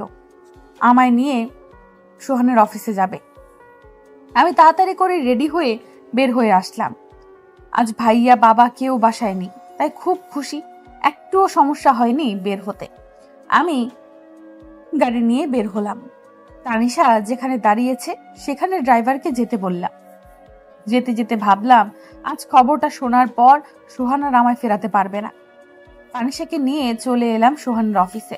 তানিশা একটা লোককে সোহানকে ডেকে দিতে বলল। আমি আর তানিশা অপেক্ষা করছি, তখন তানিশা আমায় জিজ্ঞেস করলো যে আমি টেস্ট করেছি কিনা। আমি ওকে বলে দিলাম সব। তানিশাও বলল আজ আর সোহান আমায় ফেরাতে পারবে না। একটু পরেই সোহান আসলো। সোহানকে দেখেই সোহানকে গিয়ে জড়িয়ে ধরলাম আমি। সোহানকে জড়িয়ে ধরতেই সোহান আমায় ধাক্কা দিয়ে সরিয়ে দিল আর বলল, কি করছো কি এসব তুমি? এটা একটা অফিস, এখানে আমার একটা সম্মান আছে, আর তুমি এখানে কেন এসেছো? এমন কেন করছো তুমি আমার সাথে? আমি কি কোনো ভুল করেছি? বলো, আমি কি করেছি যার জন্য তুমি এমন করছো? তুমি আমার ফোন কেন ধরছিলে না, আর ফোন অফ করে কেন রেখেছো? কেন করছি বুঝতে পারছো না? আমি তোমায় আর সহ্য করতে পারছি না। তুমি প্লিজ এখান থেকে চলে যাও, আমায় আর বিরক্ত করো না প্লিজ। আমি তোমায় ভালোবাসি সোহান, অনেক ভালোবাসি, আর আমরা তো একসাথেই থাকবো বলে বিয়ে করেছি সোহান। আমি জানি তুমিও আমায় ভালোবাসো। না, আমি ভালোবাসি না তোমায়। আর কতবার বলবো বলো তো এক কথা? তোমায় কোনোদিন ভালোবাসিনি আমি। আমি অন্যজনকে ভালোবাসি, তোমায় না। আর আমি তোমায় কখনো বিয়ে করিনি, আর যদি করেও থাকি সেটা তোমার চাপে পড়ে। আমি তোমায় সত্যি ভালোবাসি না। প্লিজ আমায় একটু শান্তিতে থাকতে দাও। আমি সোহানের যাব, তখনই সোহান আবার আমায় ধাক্কা দিয়ে সরিয়ে দেয়। সোহান ধাক্কা দেওয়াতে আমি তাল সামলাতে না পেরে পড়ে গেলাম। তানিশা আমায় তাড়াহুড়ো করে তুলে নিল আর সোহানকে বলল, তুই কি রে সোহান, এত তাড়াতাড়ি করে কিভাবে পারিস বদলে যেতে? গিরগিটি রং বদলায় জানতাম, কিন্তু মানুষ যে এইভাবে রং বদলায় সেটা তোকে না দেখলে জানতেই পারতাম না রে। আর তুই যে ওকে ওইভাবে ধাক্কা দিয়ে ফেলে দিলি, তুই জানিস তাতে ওর কতটা ক্ষতি হতে পারতো? তুই জানিস অবন্তী এখন তোর বা। আমি আর তানিশাকে কিছু বলতে দিলাম না। সেদিন বাসায় আমায় এত অপমান করার পরেও আজ আমি এসেছিলাম ওর সাথে কথা বলে সবটা আবার আগের মতো করে নিতে, কিন্তু এখন আর কিচ্ছু ঠিক করতে চাই না। চলে আসার আগে সোহানকে বললাম, আমি শুধু তোমার কাছে ব্যবহারের বস্তু ছিলাম, তুমি সত্যি কখনোই আমায় ভালোবাসোনি। ভালোবাসলে এইভাবে এত অপমান করতে পারতে না। তোমায় আমি এত ভালোবাসলাম, আর তার বিনিময়ে তুমি আমায় কি দিলে? শুধু অপমান, আর সাথে আমায় মানসিক রোগী সাজিয়ে দিলে আমার বাবা মার কাছে। তুমি ঠিকই বলেছিলে সেদিন যে আমার ভালোবাসাটা শুধু একতরফাই ছিল, কিন্তু সেটা আমি বুঝতে পারিনি। তুমি একটা বেঈমান, তোমার মতো বেঈমানকে আমি সারা জীবন মনে রাখবো। ভালো থেকো। কথাগুলো বলে তানিশাকে নিয়ে চলে আসলাম। তানিশা আমায় বারবার জিজ্ঞেস করলো আমি কেন বাচ্চাটার কথা সোহানকে বলতে দিলাম না। আমি তানিশাকে বললাম, যে মানুষটা আমায় কখনো ভালোই বাসেনি তাকে এসব বলেই বা কি হবে বল? ও যদি আমায় ভালোবাসতো তাহলে আজই সব ঠিক করে নিত। তানিশাকে আরো বললাম ও যেন আমার প্রেগনেন্টের কথা সোহানকে বা অন্য কাউকে না বলে। তানিশা আমায় কথা দিল যে সে কাউকে বলবে না, আর বলল আমি যেন মন খারাপ না করি, কোনো উল্টাপাল্টা কাজ না করি। আমি বললাম যে ঠিক আছে। আমি তানিশাকে ওর বাসার সামনে নামিয়ে দিয়ে চলে এলাম। বাসায় এসেই সোজা রুমে গিয়ে দরজা লাগিয়ে দিলাম। খুব কষ্ট হচ্ছে, সোহান আমায় ঠকালো ভেবে। আসার পর থেকে রুমের দরজা লাগিয়ে বসে আছি। রাত হয়ে গেছে, খাবারের জন্য ভাইয়া অনেকক্ষণ থেকে ডাকছে। যেতে ইচ্ছে না করলেও গেলাম। সবার সাথে খেতে বসলাম, আর সবাইকে দেখে ভাবতে লাগলাম কি করে বলবো সবাইকে যে আমি মা হতে চলেছি। আর মুখে বলবো, কোন মুখে বলবো সবাইকে? এইগুলো ভাবতেই চোখ দিয়ে পানি গড়িয়ে পড়লো খাবার প্লেটে। কাউকে বুঝতে না দিয়ে চোখটা মুছে নিলাম। খাবার শেষ করেই উঠতে যাব, তখন বাবা বলল যে, বসো অবন্তী, কিছু কথা আছে তোমার সাথে, আর কথাগুলো আজই বলতে হবে। আমি ঠিক করেছি আমার বন্ধুর ছেলের সাথে তোমার বিয়ে হবে, আর কালকে তোমাদের রেজিস্ট্রি হবে। আমি এখন যা বলবো তোমাকে তাই করতে। আমি কিছু না বলেই চলে আসলাম। আমি জানি এখন বাবাকে হাজার বললেও আমি আর আটকাতে পারবো না। আর আটকাবোই বা কি করে? যার জন্য আটকাতাম সেই মানুষটাই তো। কিন্তু আমি অন্য কাউকে বিয়ে করতে পারবো না, আর আমি আমার বাচ্চাটাকেও হারাতে পারবো না। বাচ্চাটার তো কোনো দোষ নেই, তাহলে সে কেন কষ্ট পাবে? কিন্তু আমি অন্য কাউকে বিয়ে করতে পারবো না, আর আমি আমার বাচ্চাটাকেও হারাতে পারবো না। বাচ্চাটার তো কোনো দোষ নেই, তাহলে সে কেন কষ্ট পাবে? কিন্তু আমি এখন কি করব? কাকে বলবো আমি? বাবা মাকে বললে তারা আমার বাচ্চাকে মেরে ফেলবে, কিছুতেই বাঁচতে দেবে না ছোট প্রাণটাকে। একটা বেঈমানের জন্য আমি আমার বাচ্চাকে শাস্তি দিতে পারি না। কাল বিয়েটাই বা কি করে আটকাবো আমি? আমি আর কিছু ভাবতে পারছি না। নিজেকে খুব অসহায় মনে হচ্ছে। ব্যালকনিতে বসে বসে ভাবতে লাগলাম কি করব আমি। ভাবতে ভাবতেই রাত পেরিয়ে ভোরের আলো ফুটে উঠেছে। মসজিদে মুয়াজ্জিনরা আজান দিচ্ছে। ওযু করে ফজরের নামাজ আদায় করে নিয়ে ব্যালকনিতে এসে দাঁড়ালাম। ব্যালকনিতে দাঁড়িয়ে তানিশাকে কল করলাম। ওপাশ থেকে তানিশার কথা শুনে মনে হলো অনেকটা ঘাবড়ে গেছে এত সকালে ফোন দেওয়াতে। আমি বললাম, ভয় পাস না, আমার কিছুই হয়নি। তুই আমাকে হেল্প করবি প্লিজ? তুই ছাড়া এখন আমি এইসব কাউকে বলতে পারবো না। তুইও আমায় এ সময় আমায় হেল্প না করে ছেড়ে যাস না, সোহানের মতো। কি বলছিস তুই? আমি কেন তোকে হেল্প করব না? তুই আমার বন্ধু, সেই ছোটবেলা থেকে আমরা বন্ধু। তোর জন্য আমি আমার জীবনটাও দিয়ে দিতে পারবো। বল কি করতে হবে? তোর জন্য সব করতে পারি, বল। বাবা আজই আমার বিয়ে ঠিক করে দিয়েছে। তুই তো জানিস আমি প্রেগনেন্ট। আমি কাউকে বিয়ে করতে পারবো না, আর এই কথাটা বাসায় কাউকে বলতেও পারবো না। আমি আজই বাসা থেকে বেরিয়ে যাব। তুই আমায় কয়েকটা দিন তোর কাছে থাকতে দিবি প্লিজ? আঙ্কেল আজই বিয়ে কিভাবে ঠিক করলো? আর তুই আমার কাছে তোর যতদিন ইচ্ছে থাকতে পারিস, আমার কোনো প্রবলেম নেই। তুই চলে আয় আমার কাছে। না, আমি বেশি দিন থাকবো না তোর কাছে।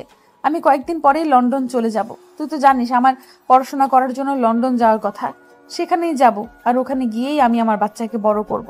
ওকে, তুই তোর যাবতীয় কাগজ নিয়ে রেডি হয়ে থাক। আমি আসছি গাড়ি নিয়ে। তোকে একা আসতে হবে না। আর এত সকালে তুই কোনো গাড়িও পাবি না। তাই তুই তোদের বাসা থেকে বের হয়ে একটু দূরে কোথাও দাঁড়া, আমি আসছি। আমি ফোনটা রেখে আমার সব প্রয়োজনীয় কাগজ আর কয়েকটি কাপড় নিয়ে টাকা নিয়ে বের হয়ে আসলাম। আর আসার আগে একটা চিঠি লিখলাম, বাবা আমায় ক্ষমা করে দিও। আমি পারলাম না তোমার সম্মানটা রাখতে। আমি তোমার বন্ধুর ছেলেকে বিয়ে করতে পারবো না, কারণ আমি প্রেগনেন্ট বাবা। আর এই কথাটা আমি তোমাদের বলতে পারিনি, তাকেও বলতে পারিনি রে ভাইয়া, তোকেও বলতে পারিনি রে ভাইয়া। আমি বাচ্চাটাকে মেরে ফেলতে পারবো না, তাই চলে গেলাম তোদের ছেড়ে। কোথায় যাব তা জানি না। আমায় তোমরা ক্ষমা করে দিও। চিঠিটুকু লিখে রেখেই চলে আসলাম। আমি চিঠিটা পাওয়ার পর মা খুব কাঁদবে, বাবা আর ভাইয়াও কষ্ট পাবে অনেক। একটু হেঁটে আসতেই দেখি তানিশা গাড়ি নিয়ে আসছে। আমি গাড়িতে উঠে বসলাম। তানিশা যেতে বলল যে, সোনাবন্তী, তোকে আমি আমার বাসায় নিয়ে যাব না, কারণ তোকে বাসায় না পেয়ে তোর বাসার লোক প্রথম আমার বাসায় আসবে তোকে খুঁজতে। তোকে আমি আমার বিএফের বোনের বাসায় রেখে আসবো, আর তুই নিশ্চিন্তে থাকতে পারিস ওখানে। আমার বিএফের বোন আমাদের সাথেই পড়ে, আর সেও লন্ডন যাবে। আমার বিএফের সাথে সব কথা হয়ে গেছে। ও তোদের দুজনকে একই ফ্লাইটে যাওয়ার আর একসাথেই থাকার ব্যবস্থা করে দিবে। তুই ভাবিস না। আমার কিছু বলার ভাষা নেই। তানিশা আমার জন্য এত কিছু করছে ভেবেই কান্না পেয়ে যাচ্ছে। অনেক ভাগ্য লাগে এমন একটা বন্ধু পেতে গেলে। তানিশা আমায় ওর বিএফের বোনের বাসায় রেখেই চলে গেল, কারণ তানিশা বাসার কাউকে কিছু না বলেই চলে আসছে। তানিশা যাওয়ার সময় বলে গেল যে আবার আসবে সে। বলে জড়িয়ে ধরে বাই বলে তাড়াতাড়ি করে চলে গেল। তানিশা আমায় যার বাসায় রেখে গেল তার নাম সোহা। সোহা আমায় একটা রুমে নিয়ে গেল আর বলল ফ্রেশ হয়ে একটু ঘুমাতে। খুব খারাপ লাগছে এই ভাবতেই চলে আসাতে, খুব খারাপ লাগছে এইভাবে চলে আসাতে। এতক্ষণ তো বাবা মা ভাইয়া সবটা জেনে গেছে যে আমি চলে এসেছি।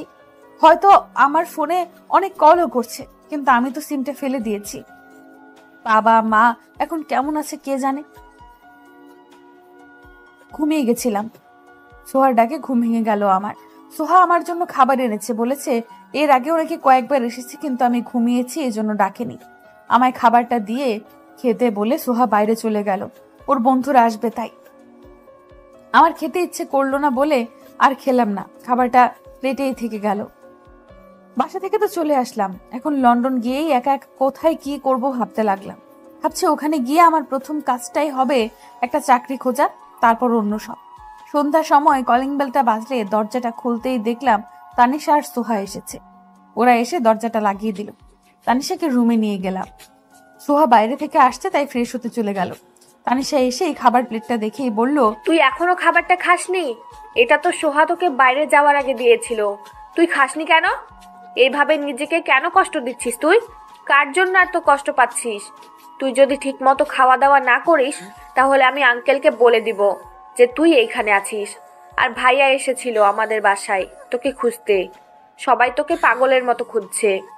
তানিশা কথা শেষ না হতেই সোহা এসে বলল, অবন্তী শুধু নিজেকে তো কষ্ট দিচ্ছে না, ওর ভেতরে যে আরো একটা ছোট্ট প্রাণ আছে, ওর ভেতরে কেউ একজন একটু একটু করে যে বেড়ে উঠছে সেটা অবন্তী ভুলেই যাচ্ছে। নিজের সাথে সাথে সে ওই ছোট প্রাণটাকেও কষ্ট দিচ্ছে। সোহার কথা শুনে আমি অবাক হয়ে তাকিয়ে রইলাম ওর দিকে। আমি ভেবেছিলাম সোহা কিছু জানে না, কিন্তু সোহা সবটা জানে। আমি ওকে বলেছি সবটা, ও কাউকে বলবে না, তুই ভাবিস না। আর ওকে তো বলতেই হতো অবন্তী, কারণ লন্ডন যাওয়ার পর আমি না যাওয়া পর্যন্ত সোহাই হবে তোর একমাত্র বন্ধু। আর বন্ধুর কাছে তো লুকোনোটা ঠিক না, তাই না? তুই আমাকে বন্ধু ভাবতে পারিস। দেখ অবন্তী, আমি অতটাও খারাপ বন্ধু হব না তোমার, তুমি বিশ্বাস করতে পারো আমায়। আর আমি তোমার অবস্থাটা বুঝতে পারছি, কিন্তু এখন তোমায় অনেকটা শক্ত হতে হবে। যা হয়েছে সব ভুলে তোমায় সামনের দিকে এগোতে হবে। আর সব সময় মনে রাখবে তুমি এখন আর একা নও, তোমার সন্তানও আছে তোমার সাথে। এইভাবেই তানিশা আর সোহা আমার পাশে থেকে আমায় সাপোর্ট করতে থাকে। ওদের সাথে থাকতে থাকতে এই কয়দিনে আমি অনেকটা স্বাভাবিক হয়ে উঠেছি। প্রায় 1 মাস পর আমার আর সোহার লন্ডনে যাওয়ার ফ্লাইট ঠিক হয়। আমি আর সোহা লাগেজ গুছিয়ে নিয়ে এয়ারপোর্টে চলে এলাম। তানিশাও এসেছে। তানিশার আজ খুব মন খারাপ আমি চলে যাব এর জন্য। যখন ভেতরে ঢুকতে যাচ্ছিলাম তখন আচমকা ভাবে তানিশা আমায় জড়িয়ে ধরে কান্না করতে শুরু করে দেয়। ওর কান্না থামিয়ে চলে আসলাম। এসে বিমানে বসে গেলাম আর পা বাড়ালাম এক নতুন জীবনের পথে, যে জীবনে কোনো বেইমানের জায়গা থাকবে না। দীর্ঘ পথ পাড়ি দিয়ে পৌঁছে গেলাম লন্ডন। এখানে আসার পরের দিনই একটা বাসা ভাড়া করে নিলাম। তারপর কয়েকদিনের মধ্যে একটা জবও পেয়ে গেলাম আমি আর সোহা। তারপর পড়াশোনা আর জব নিয়ে দিন ভালোই কাটতে লাগলো। 2 মাস পর তানিশাও চলে এলো লন্ডন। এসে ওখানকার অনেক কথা আরো বলল যে আমার চিন্তায় নাকি বাবা মা দুজনই খুব অসুস্থ হয়ে পড়েছিল। আমি আর সোহা যে কোম্পানিতে জব করি পড়াশোনার পাশাপাশি, সেইখানেই তানিশাকেও একটা জব নিয়ে দিলাম বসকে বলে। 3 জনের সময় খুব ভালো যেতে লাগলো। আস্তে আস্তে কেটে গেল প্রায় 7-8 মাস। এখন অফিসে যেতে কষ্ট হয়, এই জন্য বস আমায় ছুটি দিয়েছে। বাচ্চাটা হয়ে গেলে তারপর আবার জয়েন করব অফিসে। কয়েকদিন পরেই আমার জীবনটা আলোকিত করে পৃথিবীতে এলো আমার মেয়ে, যার জন্য আমার এত লড়াই, যাকে বাঁচানোর জন্য আমি আমার দেশ ছেড়ে এসেছি। বরাবরের মতো আমার এই সময়টাতেও আমার পাশে ছায়ার মতো দাঁড়িয়েছিল আমার পরম বন্ধু তানিশা আর সোহা। তানিশা আর সোহা আমার মেয়ের নাম রাখলো মেহেরিস বিনতে আফরা। ছোট করে ওরা ডাকে আফরা। মেয়ে হওয়ার 1.5 মাস পর চাকরিতে জয়েন করলাম আমি। আর জয়েন করার কয়েকদিনের মধ্যেই প্রমোশনও পেয়ে গেলাম। প্রায় 5 বছর কেটে গেল আমার মেয়ে আমার জীবনে এসেছে। আমার মেয়েটা আস্তে আস্তে বড় হয়ে গেল। আমার মেয়ের এখন 6 বছর বয়স। কিছুদিন আগেই আমার মেয়ের 6 বছরে পা দেবে। এখন স্কুলে যায় আমার মেয়ে। আমার মেয়ে তার 6 বছরের জন্মদিনে গিফট হিসাবে আমার দেশে আসতে চেয়েছে। আর সেজন্য আজ এতগুলো বছর পর দেশে আসা। 9 বছর আগের কথাগুলো ভাবতেই রাত শেষ হয়ে ভোর হয়ে এলো।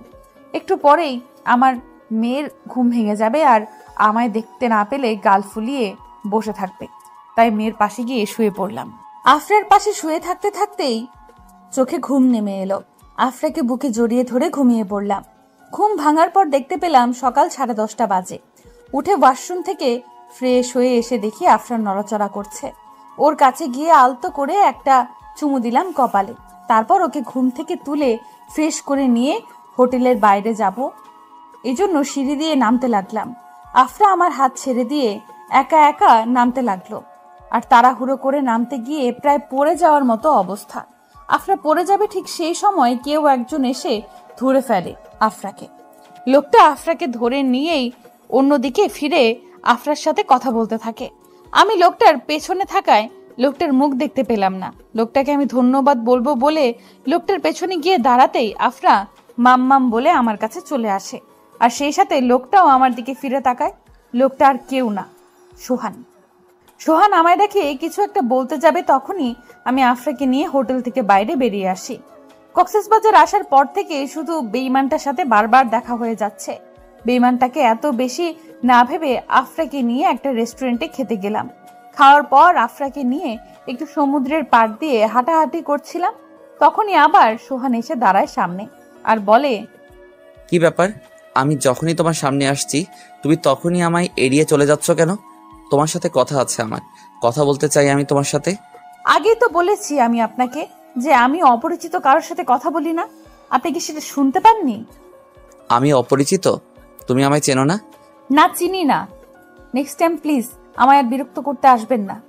আর কথা না বাড়িয়ে চলে এলাম ওখান থেকে। হোটেল রুমে চলে আসলাম। আফরাকে রুমে এনে টিভিতে কার্টুন ধরিয়ে দিলাম। আফরা কার্টুন দেখতে পছন্দ করে। আফরাকে কার্টুন দেখতে দিয়ে ব্যালকনিতে এসে চেয়ারে বসলাম। ভাবছি কাল সকালে ঢাকা ফিরে যাব। ঢাকা গিয়েই আবার লন্ডন ফিরে যাব, কারণ এখানে থাকলে সোহানের সাথে দেখা হবে আমার, আর সেটা আমি চাই না। আমি লন্ডন ফিরে যাব এটা তানিশাকে জানানোর জন্য ফোন করতে যাব, তখনই তানিশা আমায় ফোন করে। কিন্তু ওর ফোন নাম্বারটা দেখে একটু অবাক হলাম, কারণ নাম্বারটা বাংলাদেশের। ফোনটা রিসিভ করে কানে ধরতেই ওপাশ থেকে তানিশা বলে উঠল, কি রে, দেশে এসে তো একদমই ভুলে গেছিস, একটা দিনও ফোন দিলি না। তো কেমন কাটছে তোর আর খালামনির ঘোরাঘুরি? আর ঘোরাঘুরি? তুই কি দেশে এসেছিস? তোর ফোন নাম্বার দেখে তো মনে হচ্ছে তুই দেশে এসেছিস। কখন এলি? আমায় তো একবারও বললি না। আর সোহাও এসেছে নাকি? হ্যাঁ, দেশে এসেছি, আর সোহাও এসেছে। আসলে বলার সুযোগ পাইনি রে। হঠাৎ করে সোহার আব্বু অসুস্থ হয়ে পড়েছে, আর সোহার আব্বু ছেলের বউ দেখতে চান। তাই সোহার ভাইয়া আমার বাবা মার সাথে কথা বলে বিয়ে ঠিক করে ফেলেছে, তাই দেশে ফিরতে হলো। তোর বিয়ে ঠিক হয়ে গেছে? সত্যি? এটা তো খুব ভালো একটা খবর। এবার তাহলে আমি অনেক দিন পর খালামণি হতে পারবো। বিয়ের ডেট কবে এটা তো বল। বিয়েই হলো না এখনো, আর তুই খালামণি হওয়ার জন্য লাফাচ্ছিস কুত্তা। 10 দিন পরেই বিয়ে। তুই কক্সবাজার থেকে কবে ফিরবি? আচ্ছা, তোর কক্সবাজার থেকে ফিরতে হবে না, আমি আর সোহা আসছি কক্সবাজার আজ রাতে। বিয়ের আগে 10টা দিন একটু আনন্দ করে কাটাই, তুই আসিস না? কিন্তু আমি কাল সকালেই ঢাকা ফিরতে চাইছি। আসলে আমার এখানে আর থাকতে ইচ্ছে করছে না। আমি চলে আসবো কালই। না, তুই আসবি না, আর কয়েকটা দিন থাক। আমি তো আজ রাতেই আসবো, প্লিজ চলে আসিস না প্লিজ। তুই চলে আসলে আর তোর সাথে কথাই বলবো না। তারপর তানিশাকে বললাম যে আমি থাকবো। ওকে আসতে বললাম, আর আমি যে হোটেলে এসেছি সেই হোটেলের নামটা বলে দিলাম। আরো কয়েকটা দিন আমায় এখানেই থাকতে হবে। এটা ভাবতেই রাগ হচ্ছে। সন্ধ্যার দিকে হোটেলের রিসেপশনে গেলাম একটা রুম বুক করতে। রুম বুক করে চলে আসবো সেই সময় দেখি যে সোহান হোটেলের ভেতরে আসছে। ওকে দেখেই আরো রাগ হলো। ওদিকে আসতে দেখেই আমি চলে আসবো সে সময় সোহান বলে যে, রিসিপশনে কেন এসছো? কোনো সমস্যা হচ্ছে কি তোমার রুমে? সমস্যা হলে আমায় বলতে পারো। আমি কিছু বলছি না দেখে সোহান রিসেপশনের মেয়েটিকে জিজ্ঞেস করলো যে আমি কেন এসেছি। মেয়েটা বলল যে একটা রুমের বুকিং দিতে। আর একটা রুম কেন? কে আসবে? ও, আমি তো ভুলেই গিয়েছিলাম যে তোমার হাজবেন্ড আছে, সে হয়তো আসবে, তাই না? কিন্তু তার জন্য আলাদা রুম কেন বুঝলাম না। সোহানের কথা শুনে আমার শরীরটা জ্বলে যাচ্ছে। হ্যাঁ, আপনি ঠিক বলেছেন, আমার হাজবেন্ডই আসবে, সাথে তার এক বন্ধুও আসবে। তাই আর আপনি কে আমায় এগুলো জিজ্ঞেস করার? আপনি আপনার সীমানাটা ভুলে যাচ্ছেন হয়তো মিস্টার সোহান। সীমার মধ্যে থাকার চেষ্টা করুন। বলেই চলে এলাম রুমে। আফরাকে একা রেখে গিয়েছিলাম রুমে আসতে আফরা বাইরে গিয়ে আইসক্রিম খাওয়ার জন্য বায়না ধরলো, তাই আবারও আমায় বাইরে আসতে হলো। আফরাকে নিয়েই বাইরে এসে আইসক্রিম কিনে আবার রুমে চলে আসলাম। আর আফরাকে বললাম যে আজ ওর খালামণি আসবে এখানে। শুনেই আফরা মহা খুশি। রাতের খাবার খেয়ে আফরা ঘুমিয়ে পড়লো। রাত প্রায় 1টা বাজে। আমি শুয়ে শুয়ে বই পড়ছিলাম। তখন ফোন দেয় তানিশা, দিয়ে বলে যে ওরা চলে এসেছে। তাই আমি রুমের দরজা লক করে রিসেপশনে চলে আসি। রিসেপশনে এসেই একবার চারপাশে ভালো করে দেখে নিলাম যে সোহান আছে কিনা। সোহানকে কোথাও দেখতে পেলাম না, হয়তো নেই এখন। আমি আসার কয়েক মিনিট পর তানিশা আর সোহা আসে। তানিশা এসেই জড়িয়ে ধরে আমায় আর বলে যে কতদিন তোকে দেখি না অবন্তী, এতদিন তোকে অনেক অনেক মিস করেছি। আমার খালামণি কোথায়? ওকে আদর করি না কতদিন হয়ে গেল। আফরা ঘুমিয়ে পড়েছে, সব পরে হবে, আগে রুমে চল, ফ্রেশ হয়ে কিছু খেয়ে নে বলেই আমি রিসেপশনের মেয়েটার কাছ থেকে রুমের চাবিটা চাইলাম। মেয়েটা চাবি দিতে দিতে বলল যে আচ্ছা ম্যাম, আপনার না হাজব্যান্ড আসার কথা ছিল, আপনি বললেন সেই জন্য তো রুম বুক করলেন, তাহলে এনারা যে? এদেরই আসার কথা ছিল, আমি এদের জন্য রুম বুক করেছি বলেই ওদের নিয়ে চলে এলাম। অন্যদিকে সোহান যে আমার আশেপাশেই ছিল সেটা আমি বুঝতেই পারিনি। তানিশা যে আমার সাথে এই হোটেলেই উঠেছে সেটা সোহান দেখেছে। আমি রিসেপশন থেকে চলে আসতেই সোহান রিসেপশনের মেয়েটার কাছে গিয়ে জিজ্ঞেস করে, কি বলছিলে এত ওনার সাথে? আর ওনার সাথে সেই মেয়ে দুইটা কে? কোন রুমে উঠলো তারা? অবন্তী ম্যামের বন্ধু ওরা দুজন স্যার। ম্যাম যে রুমটা বুক করেছিল তার হাজবেন্ড আর তার বন্ধুর জন্য, সেই রুমটাতে ওনার এই বন্ধু দুটো উঠবে তাই জিজ্ঞেস করেছিলাম। কি জিজ্ঞেস করেছিলে? আর ওনার হাজবেন্ডের জন্য বুক করা রুমে ওদের কেন উঠতে বললো? ওনার হাজবেন্ড কি আসবে না? না স্যার, ওনার হাজবেন্ড আসবে না। আসলে অবন্তী ম্যাম ওনার এই বন্ধু দুইজনের জন্য রুমটা বুক করেছিলেন, ওনার হাজবেন্ডের জন্য না স্যার। ও ওকে, অবন্তী ম্যাম আর ওনার বন্ধু দুজনের একটু বেশি খেয়াল রাখবে, দেখবে ওনাদের যেন কোনো কিছুতেই কোনো সমস্যা না হয় বলেই সোহান চলে যায় সেখান থেকে। আর এদিকে আমি তানিশাদের ওদের রুমে রেখে নিজের রুমে এসে শুয়ে পড়ি। তানিশা আর সোহার ডাকে ঘুম ভাঙে আমার। ওরা দুজন সকালে উঠেই ফ্রেশ হয়ে আমায় ডাকতে এসেছে, সকাল সকাল ঘুরতে বের হবে এজন্য। আমি ফ্রেশ হতে চলে গেলাম আর তানিশা আফরাকে ঘুম থেকে তুলতে থাকে। আমি এসে দেখি আফরা ওদের দুজনকেই 2 হাত দিয়ে ধরে বসে আছে। আফরাকে দেখেই বোঝা যাচ্ছে সে কতটা খুশি। আফরাকে রেডি করে নিয়ে বের হয়ে পড়লাম সেন্ট মার্টিনের উদ্দেশ্যে। ঘুরে আসতে আসতে অনেকটা রাত হয়ে গেছে আর আমার মেয়েটাও অনেকটা ক্লান্ত। আফরা তো আসার সময় গাড়িতেই ঘুমিয়ে পড়েছে। পরের দিন আমার ঘুম থেকে উঠতে অনেকটাই দেরি হয়ে গেল আর আমার মেয়ে আমার আগেই ঘুম থেকে উঠে তানিশাদের খুঁজতে বের হয়ে গেছে রুম থেকে আমায় না বলে। আফরা জানে না তানিশারা কোন রুমে আছে, তাই সে খুঁজতে খুঁজতে রিসেপশনের সামনে চলে এসেছে।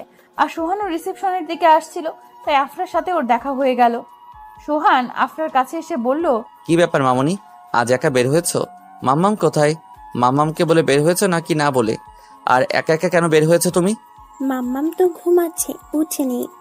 আর আমি তো খালামণিকে খুঁজছি কিন্তু পাচ্ছি না কোথাও। তুমি কি জানো আমার খালামণিরা কোথায় আছে? তোমার খালামণিকে খুঁজছো তুমি? নাম কি তোমার খালামণির? বলো, আমি খুঁজে দিচ্ছি তোমায়। আমার একটা খালামণির নাম তানিশা আর একটা খালামণির নাম সোহা। তুমি জানো আমার খালামণিরা আমায় অনেক অনেকটা ভালোবাসে। আমার মাম্মামও আমায় অনেক ভালোবাসে। সবাই তাহলে তোমায় অনেক ভালোবাসে। তুমি তো একটা পুতুলের মতো, তাই তো সবাই এত এত ভালোবাসে তোমায়। মামুনি চলো আমরা ওখানে বসে কথা বলি। আর তোমার খালামণিকে খোঁজার জন্য ভাবি যে কিভাবে খুঁজে পাবো তাদের। খালামণিদের কখন খুঁজে পাবো? আমার তো মন কেমন করছে খালামণির জন্য। তাড়াতাড়ি করে খুঁজে দাও না আঙ্কেল। খুঁজে দেবো তো, আগে তোমার নাম বলো তো। তোমার নামটাই তো এখনো বললে না, তাহলে কি করে খুঁজবো তোমার খালামণিকে? আমার নাম মেহেরিস বিনতে আফরা। তোমার নাম কি? বাহ, অনেক সুন্দর তো তোমার নামটা, ঠিক তোমার মতো। তুমি যেমন কিউট, তোমার নামটাও তেমন কিউট। আমার নাম সোহান। তোমার নাম সোহান? তুমি জানো আমার বাবার নামও সোহান, সোহান আহমেদ। তোমার নাম সোহান কেন রেখেছে? অন্য কিছু রাখলো না কেন? তোমার বাবার নাম সোহান আহমেদ? কি করেন তোমার বাবা? কোথায় থাকে? মাম্মাম বলেছে আমার বাবাই অনেক দূরে থাকে। আমার বাবাই আমার সাথে থাকে না। আমি দেখিনি বাবাইকে। তুমি জানো আঙ্কেল, আমি মাম্মামকে কতবার বলেছি বাবাইকে একবার আসতে বলতে, কতবার দেখতে চেয়েছি, কিন্তু মাম্মাম দেখায়নি। হঠাৎ করে ঘুম থেকে উঠে দেখি আফরা নেই।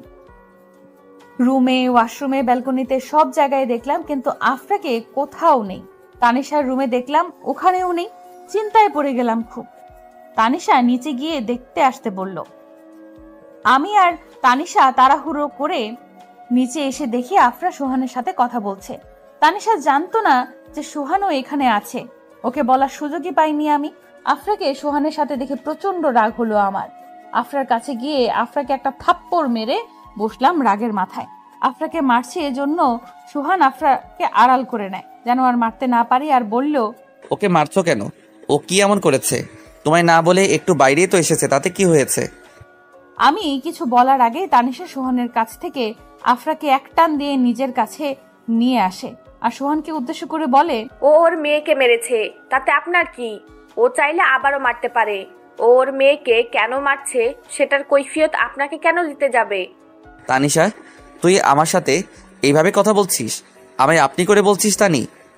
সোহানকে আর কিছু বলার সুযোগ না দিয়ে এবার আমি বলি, আমার মেয়েকে মারবো, কাটবো, যা ইচ্ছে করব, তাতে বাইরের কোনো লোক এসে কথা বলুক, সেটা আমি চাই না। আর আমার মেয়ে আপনার মতো একটা বেঈমানের সাথে বসে কথা বলছে, এটাই ওর অপরাধ। আমি বেঈমান?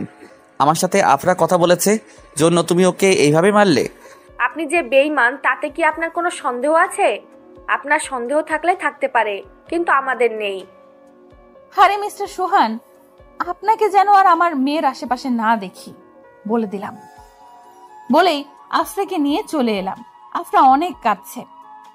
এর আগে ওকে কখনোই মারিনি আমি। সোহান তানিশাকে অনেকবার ডেকেছে, কিন্তু তানিশা যায়নি। রুমে আসতেই তানিশা অনেক কিছু জিজ্ঞেস করে যাচ্ছে, সবটা বললাম ওকে।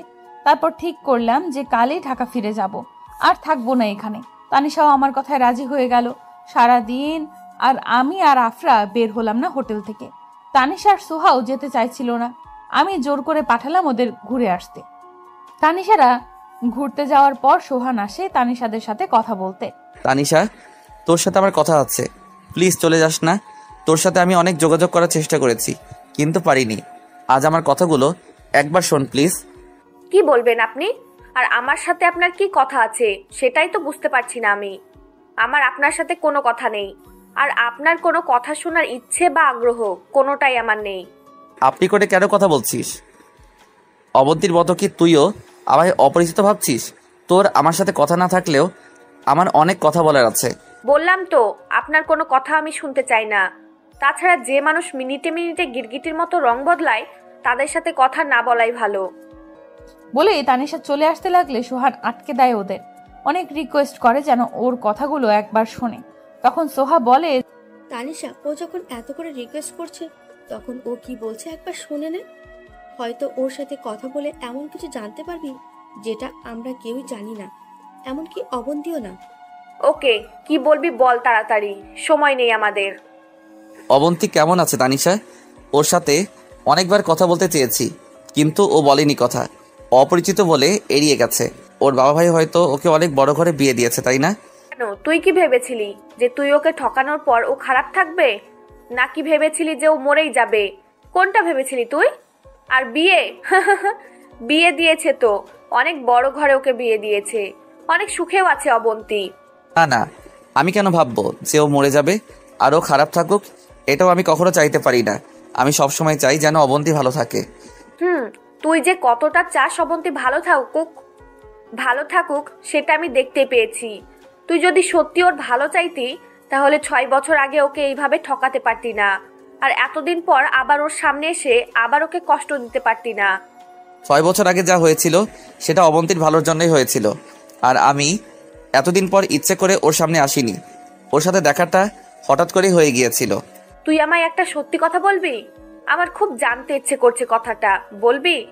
সত্যি কথাই বলবি প্লিজ। আজ আর কোনো মিথ্যে কথা বলিস না। আমি প্রমিস করছি আমি অবন্তীকে কিচ্ছু বলবো না, কারণ আমি চাই না অবন্তী আবার নতুন করে কোনো কষ্ট পাক। কি কথা? আর ভাবিস না, আজ আমি তোকে সব সত্যি কথাগুলোই বলবো। বল। তুই অবন্তীকে কেন ঠকালি এইভাবে? অবন্তী কি ভুল করেছিল যে তুই ওকে এত বড় শাস্তি দিলি? আমি যতদূর জানি সেদিন অবন্তীর কোনো ভুল ছিল না, তারপরও তুই ওকে এত কষ্ট দিলি কেন বল?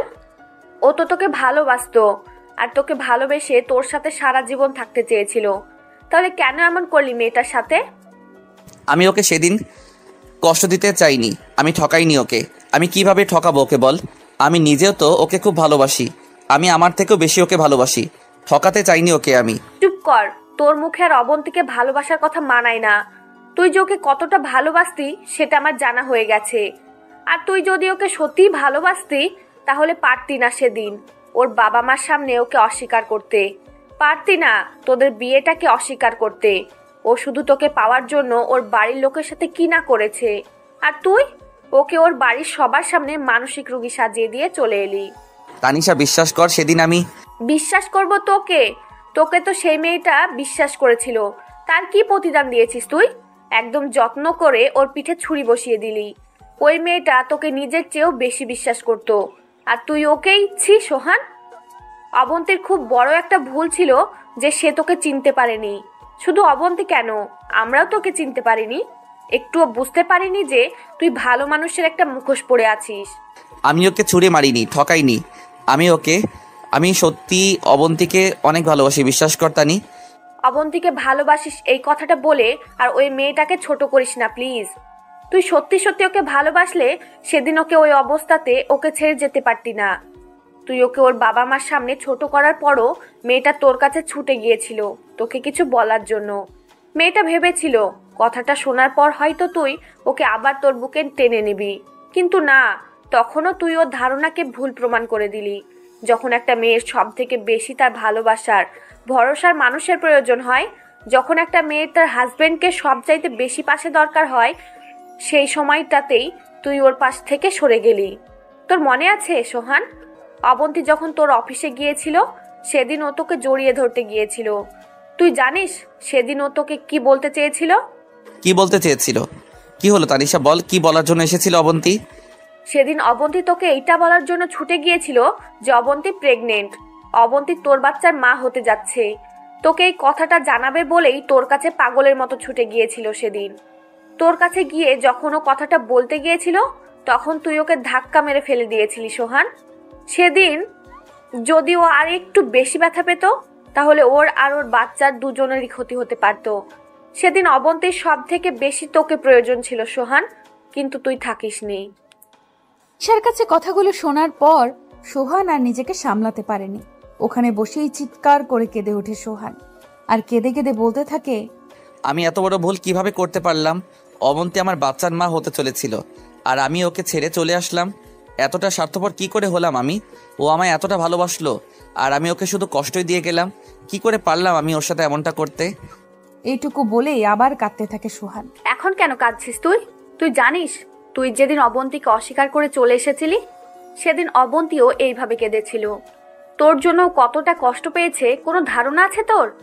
অবন্তীর বাড়ির লোক ওর বিয়ে ঠিক করে দিয়েছিল, কিন্তু অবন্তী শুধু তোকে ভালোবাসে, আর তোর দেওয়া একমাত্র উপহার তোর বাচ্চাকে এই পৃথিবীতে আনার জন্য অবন্তী ওর বিয়ের দিন ওর বাড়ি ছেড়ে বাবা মাকে ছেড়ে চলে এসেছিল শুধুমাত্র তোর জন্য। এতক্ষণ সোহা চুপ করেছিল, কিন্তু এখন আর চুপ না থেকে বলল, অবন্তী যে শুধু বাড়ি ছেড়ে না, বাবা মাকে ছেড়ে চলে এসেছিল, তাই না? অবন্তী যে দেশে ছোট থেকে বড় হয়েছে সে দেশ ছেড়েও পাড়ি জমিয়েছিল লন্ডন। আর একটা মেয়ে একা অন্য দেশে গিয়ে চাকরি করা, পড়াশোনা চালানো আর সন্তানকে জন্ম দেওয়া, সেই সন্তানকে একা একা বড় করা একা একটা মেয়ের পক্ষে কতটা কঠিন সেটা কি আপনি বুঝতে পারছেন? অবন্তী যে লন্ডন যাওয়ার পর প্রথম কয়েকটা মাস কতটা কষ্ট করেছে সেটা শুধুমাত্র আমি জানি। আমি দেখেছি, এমন কোনো একটা রাত যায়নি যে অবন্তী আপনার জন্য চোখের পানি ফেলেনি। প্রত্যেকটা মেয়ে চায় তার বাচ্চা হওয়ার সময় তার হাজবেন্ড, ভালোবাসার মানুষটা তার পাশে থাকুক, তার হাতটা ধরে রাখুক শক্ত করে। অবন্তী যে দিন তার বাচ্চাটা জন্ম দিয়েছিল অবন্তীও চেয়েছিল তার ভালোবাসার মানুষটাকে পাশে, কিন্তু পায়নি। আফরা হওয়ার পর অবন্তী অন্যরকম একটা শক্তি পেয়েছে, কারণ ও জানে তোর মতো ওর মেয়ে কখনো ওকে ছেড়ে যাবে না, ওর সাথে বেইমানি করবে না। অবন্তী বুঝিয়ে দিয়েছে যে কেউ পাশে না থাকলেও ভালোভাবে বাঁচা যায়। অবন্তী তোকে ছাড়াই ওর মেয়েকে এত বড় করেছে, আর ও তোকে ছাড়াই বাকি জীবনটা মেয়েকে নিয়ে কাটিয়ে দেবে ভালোভাবে। তোর কাছে একটা রিকোয়েস্ট, তুই আর অবন্তীর জীবনে আসার চেষ্টা করিস না। অবন্তী নিজের জীবনটা ওর মতো করে মেয়েকে নিয়ে গুছিয়ে নিয়েছে। ওর জীবনটা আর এলোমেলো করে দিস না, ওকে ওর মতো ভালো থাকতে দে, ভালো থাকিস। বলেই তানিশা আর সোহা চলে এলো হোটেলে, আর ঘুরোঘুরি না করে। ওদের দুজনকে এত তাড়াতাড়ি চলে আসতে দেখে একটু অবাক হলাম। জিজ্ঞেস করলাম, এত তাড়াতাড়ি চলে এলো কেন? আমার কথা শুনে মনে হয় তানিশা তেলে বেগুনে জ্বলে উঠল। রেগে রেগে বলল, কেন, তুই কি ভেবেছিলি যে আমরা ওখানে থাকতে গেছি, নাকি আমরা চলে আসাতে তোর প্রবলেম হচ্ছে? আমরা চলে গেলে তুই হ্যাপি হবি? হলে বল, আমরা ঘুরতে চলে যাচ্ছি। আমি কি এমন বললাম যে তুই এত রেগে গেলি? সরি তানি। আমি আর আমার কথাটা শেষ করতে পারলাম না, তার আগেই রেডি হয়ে নি অবন্তী, আফরাকেও রেডি করে দে তাড়াতাড়ি, আমরা আজই ঢাকা ফিরে যাব। সোহা, তুইও যা, রেডি হয়ে আয়। আজই কিভাবে? কোনো টিকিটই তো কাটা হয়নি, কিভাবে যাব? কাল গেলেই তো হবে। আর তুই তো কাল যেতে চাইলি, তাহলে কি হলো হঠাৎ তোর? আমার কথা শুনে তানিশা আরো রেগে গেল। আমি কি বললাম শুনতে পাসনি তুই? আমরা আজই এখান থেকে চলে যাব। আজই মানে আজই। অনেক ঘুরেছি, আর ঘুরতে হবে না। টিকিট কাটা হয়ে গেছে, রেডি হয়ে নে, আমরা 10 মিনিটের মধ্যে এখান থেকে চলে যাব। আমি তানিশাকে বললাম যে রেডি হচ্ছি, আর কিছু বললাম না, কারণ তানিশা খুব রেগে আছে। এখন বেশি কিছু বললে তানিশা আরো রেগে যাবে। একটু পরে রেডি হয়ে আমরা সবাই রিসেপশনে এসে দাঁড়ালাম, কারণ হোটেলের বিলটা দিতে হবে। রিসেপশনের প্রায় অনেকটা দেরি হয়ে গেল, কারণ আমরা যে কয়দিন এই হোটেলটাতে ছিলাম, এই কয়দিনে বিলটা দেওয়াতে রিসেপশনের মেয়েটা নিতে রাজি হলো না। আমরা অনেক বলার পরেও নিচ্ছে না, কিন্তু কেন নিচ্ছে না সেটা আমরা বুঝতে পারছি না। আমার ভয় হচ্ছে তানিশাকে নিয়ে। তানিশা এমনিতেই রেগে আছে অনেক, তার উপর আবার রিসেপশনের মেয়েটা বিল নিচ্ছে না। তানিশা কি বলবে আল্লাহ জানে। মেয়েটা কিছুতেই নিচ্ছে না, শুধু বলছে যে স্যার নিতে মানা করেছে আপনাদের বিল। তানিশা রেগে গিয়ে মেয়েটাকে তার স্যারকে আসতে বলল, আর মেয়েটা ফোন করে বলল, হ্যালো স্যার, অবন্তী ম্যাম আর ওনার বন্ধুরা আজই হোটেল থেকে চেক আউট করে যাচ্ছে। ওনারা বিল দিতে এসেছে, আমি নিচ্ছি না দেখে রাগারাগি করছে। ওনারা আপনাকে আসতে বলছে। মেয়েটা এটুকু বলেই রেখে দিল, আর আমাদের বলল, ম্যাম প্লিজ রাগ করবেন না, একটু বসুন, স্যার এক্ষুনি আসছে। আসলে ম্যাম, আমার সাথে রাগ করে কোনো লাভ নেই, কারণ আমাদের স্যারই না করেছে যেন আপনাদের কাছে কোনো টাকা না নেয়। স্যারের কথা অমান্য করব কিভাবে বলুন? প্লিজ বসুন ম্যাম। 10 মিনিটের মধ্যে মেয়েটার স্যার এসে হাজির হলো, আর মেয়েটা আমাদের ওর স্যারকে দেখিয়ে বলল যে ওই তো স্যার চলে এসেছে ম্যাম। মেয়েটার স্যারের দিকে তাকিয়ে আরো একটা শক খেলাম আমরা, কারণ মেয়েটার স্যার আর অন্য কেউ নয়, সোহান।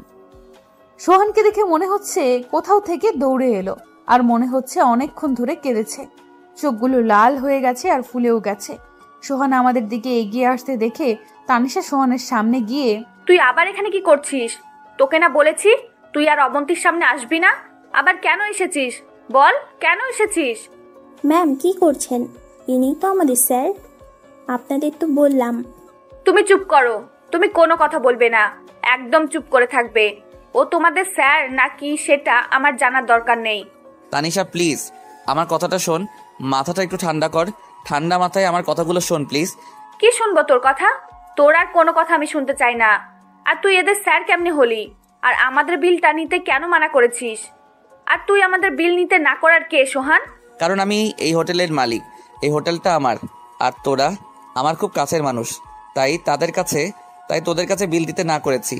সোহান এই হোটেলের মালিক এটা জানার পর তানিশা আরো রেগে গেল, আর আমায় উদ্দেশ্য করে বলল, অবন্তী, তুই কি জানতি না এটা সোহানের হোটেল? তুই সোহানের হোটেলেই কেন উঠেছিস?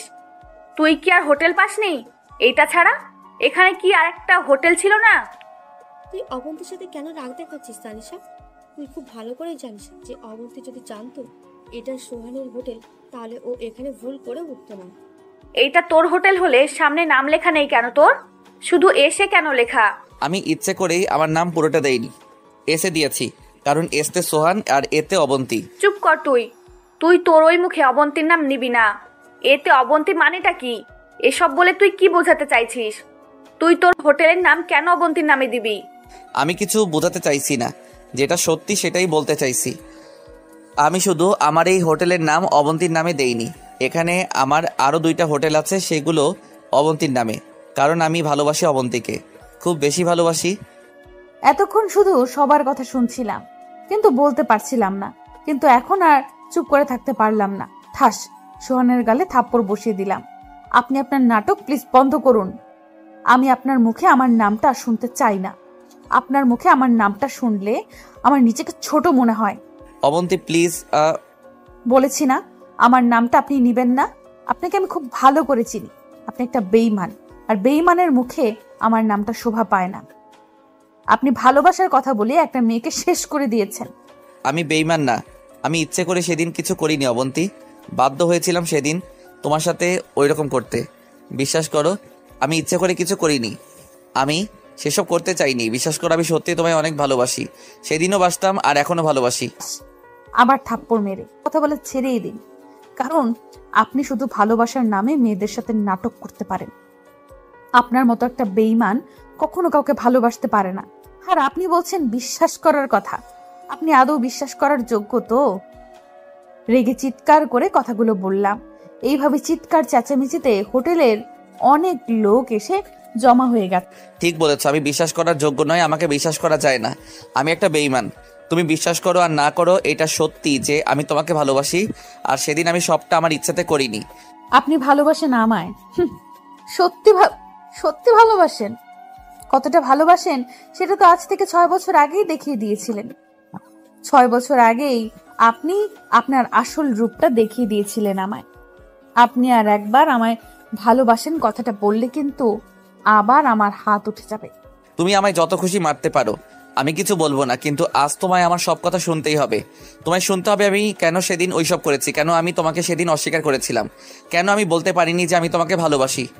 আমি আর কিচ্ছু শুনতে চাই না। আমি জানি আপনি আবার সেই মিথ্যা কথা বলবেন, কারণ আপনি মিথ্যা ছাড়া সত্যি বলতেই পারেন না। আর আপনি সত্যি আমাকে ভালোবাসেন কি বাসেন না সেটা আমার আর জানার দরকার নেই। তবে আপনি একটা কথা শুনে রাখুন, আমি আপনাকে আর ভালোবাসি না। আপনাকে আমি ঘৃণা করি। যেটা ঘৃণা করি সেটা আপনি ভাবতেও পারবেন না। আমি জানি তুমি আর আমায় ভালোবাসো না। আমি তোমার সাথে যা করেছি তারপর যে তুমি আমায় আর ভালোবাসবে না সেটা আমি জানি। আর আমি এটাও জানি তুমি এখন শুধু আমায় ঘৃণা করো। আমি তোমার ঘৃণারই যোগ্য, আমি তোমার ভালোবাসা পাওয়ার যোগ্য না। তুমি আমায় আর কখনো ভালোবাসবে না জেনেও আমি তোমায় ভালোবাসি, আর এতগুলো বছরও ভালোবেসেই গেছি। হ্যাঁ, আমি আপনাকে ভালোবাসি না, আর কখনো ভালোবাসবও না। আমি আপনার মুখটা আর দেখতে চাই না। দয়া করে আপনি আর আমার সামনে আসবেন না, প্লিজ। ঠিক আছে, আমি আমার মুখটা আর তোমায় কখনো দেখাবো না। আজকের পর আমাকে আর কখনো তোমার সামনে আসতে দেখবে না। আমি চলে যাব তোমার জীবন থেকে, কিন্তু শেষবারের মতো আমার কিছু কথা শোনো। আমি কথা দিচ্ছি, আমি কথাগুলো তোমায় বলেই চলে যাব তোমার সামনে থেকে। আর কি বলবেন আপনি? আপনি আবার নাটক করবেন? নাটক করে আবার আপনার কথায় ভুলিয়ে আপনার কাছে নিয়ে যাবেন, তাই তো? আপনি আবার আমায় আপনার বিছানায় সঙ্গী বানাতে চাইছেন। এই জন্যই তো আপনি এতক্ষণ ধরে আমায় ভালোবাসেন বলে নাটক করে যাচ্ছেন। আপনি শুধু আমায় আপনার মজার সামগ্রী ভেবেছেন, আগেও ভেবেছেন আর এখনো ভাবছেন। আপনি কি আমায় বেশ... আমি আর কিছু বলার আগেই সোহান আমার গালে চড় বসিয়ে দেয়। অনেক বলেছিস তুই, আর না, অনেক ভালোভাবে কথা বলেছি আমি তোর সাথে, কিন্তু তুই তো, আমি জানি আমি 6 বছর আগে ভুল করেছি। তুই শুধু আমার সেই ভুল করাটাই দেখলি, কিন্তু আমি কেন এমন করলাম সেটা একবারও শোনার প্রয়োজন মনে করলি না। 3 বছরের সম্পর্কে তুই আমায় চিনলি। আরে আমি যদি তোকে ভালোই না বাসতাম তাহলে তোকে বিয়ে করতাম না। তোকে নিয়ে যদি আমি শুধু মজাই করতাম তাহলে তোকে আমি আমার মা বোনের সাথে পরিচয় করিয়ে দিতাম না। 6 বছর আগের সেই ঘটনার পর থেকে আমি অনেক খুঁজেছি, কিন্তু তোকে পাইনি। 6 বছর আগের করে একটা ভুলের বোঝা এখন আমি বয়ে বেড়াচ্ছি। অনেকবার বলতে চেয়েছি তোকে যে আমি কেন এমন করেছিলাম, কিন্তু তুই সেটা শুনতে চাস না। আর বিশ্বাস কর, এখন আর আমিই বলতে চাই না। আমি চাই না তুই আমার জন্য তোর কাছের মানুষদের বুঝিস। তুই আমায় যেমন ভাবেছিস এতদিন তেমনই ভাব। তুই আমায় ঘৃণা করিস তো তাই কাট। আমি আর বলবো না কোনোদিন তোর সামনে এসে যে আমি তোকে ভালোবাসি। কথাগুলো বলেই সোহান আফরার কাছে গিয়ে আফরার কপালে একটা চুমু দিয়ে বেরিয়ে যায় হোটেল থেকে। আমরা সবাই শুধু সোহানের যাওয়ার দিকে তাকিয়ে আছি। সোহানের বলা কথাগুলো কেন জানি বারবার ভাবাচ্ছে। একটা কথা সব থেকে বেশি ভাবাচ্ছে, সোহান কেন বলল যে আমি আমার আপন মানুষদের ভুল বুঝবো? কাকে ভুল বুঝার কথা বলল সোহান? একটু পরেই তানিশা আমাকে বলে যে সে এখনই আমরা এখান থেকে বের হয়ে যাব। বের হওয়ার সময় সামনে এসে দাঁড়ায় রনি, আমাদের বন্ধু। যেদিন সোহান আমাকে অস্বীকার করেছিল তারপর থেকে আর রনির সাথেও যোগাযোগ করতে পারিনি। রনি সোহানের বেস্ট ফ্রেন্ড। এতদিন পর রনিকে আমাদের সামনে দেখে আরেক দফা অবাক হলাম। আমাদের আরো অবাক করে দিয়ে রনি বলতে শুরু করলো, তোরা কিন্তু কাজটা ঠিক করলি না। এতগুলো বছর ধরে সোহান ওর করা একটা ভুলের মাসুল দিয়ে যাচ্ছিল। সেদিন অবন্তী তোর কাছে সোহান সত্যি কথাগুলো লুকিয়েছিল, ভুলটা করেছিল, সেই ভুলের মাসুল সোহান এই 6 বছর ধরে দিয়ে আসছে। অবন্তী, তুই ভাবছিস যে সোহান তোকে ঠকিয়েছে, তোর সাথে বেইমানি করেছে? তুই এইসব ধারণা সব ভুল ভ্রান্তি অবন্তী। তুই সত্যিটা জানিস না। তুই জানিস না সেদিন আসল ঘটনা কি ঘটেছিল। যদি জানতি তাহলে এই রকম ভাবে সবসময় ভাবতে পারতি না, এত ঘৃণা করতে পারতি না। কি হয়েছিল সেদিন বল রনি, আমি শুনতে চাই। তোরা কি এমন জানিস যেটা আমি জানি না? বল। আমি জানি কথাগুলো শোনার পর কষ্ট পাবি অনেক, তবুও আমাকে আজকে বলতেই হবে, কারণ আমি সোহানের এই কষ্টটা আর সহ্য করতে পারতেছি না। শোন অবন্তী, সেদিন সোহান যা করেছে সেটা সোহান তার নিজের ইচ্ছাতে করেনি। সেদিন সোহান তোর সাথে কোনো বেইমানি করেনি। তোর সাথে যদি কেউ বেইমানি করে থাকে তাহলে সেটা করেছে তোর বাবা আর ভাই অবন্তী। কারণ সেদিন সোহান যা যা করেছে তাকে করতে বলা হয়েছিল, তার কোনোটাই সোহানের কথা ছিল না। সে সব কথা ছিল তোর বাবা আর ভাইয়ের। কারণ সেদিন তোর বাবা আর তোর ভাই সোহানকে বাধ্য করেছিল সে কথাগুলো বলতে। তোর বাবা আর ভাই সেদিন সোহানের কথা তোর কাছে জেনেছিল। সেদিন খুশি মনে সোহানের ঠিকানা দিয়েছিলি, কিন্তু তোর ভাই যখন জানতে পারে সোহানের অবস্থা তাদের মতো না, তখন সমস্যাটা শুরু হয়। তুই জানিস সোহান সেদিন তোর বাসায় গিয়েছিল, সেদিন ঠিক কি হয়েছিল? তোর ভাই আর বাবা কি করেছিল জানিস? কি করেছিল বল, সেটাই তো শুনতে চাইছি, বল।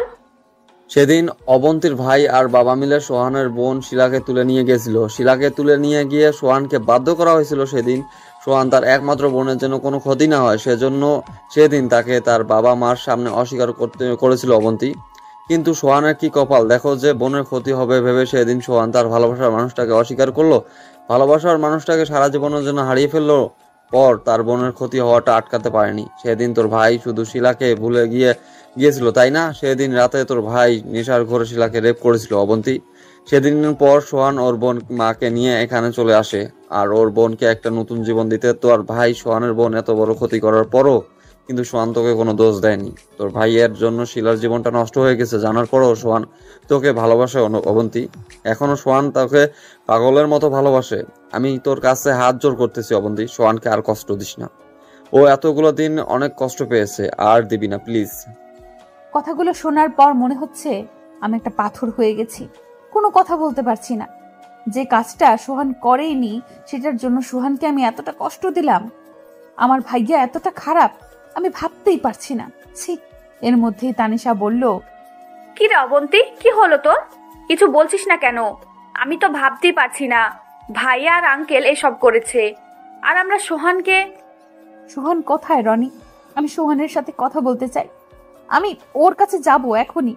প্লিজ আমায় নিয়ে চল ওর কাছে, প্লিজ রনি। তানিশা বল না রনিকে আমাকে সোহানের কাছে নিয়ে যেতে। চল, আমি নিয়ে যাচ্ছি। আমি ঠিক জানি না যে সোহান এখন বাসায় আছে কিনা, তবুও একবার গিয়ে দেখতে ক্ষতি কি। চল তাড়াতাড়ি। একটু পরেই পৌঁছে গেলাম সোহানের বাসায়। এখানে সোহান আর রনি থাকে, তাই রনির কাছে বাসার চাবি ছিল। তাই আমাদের ভেতরে যেতে বেশি সমস্যা হলো না।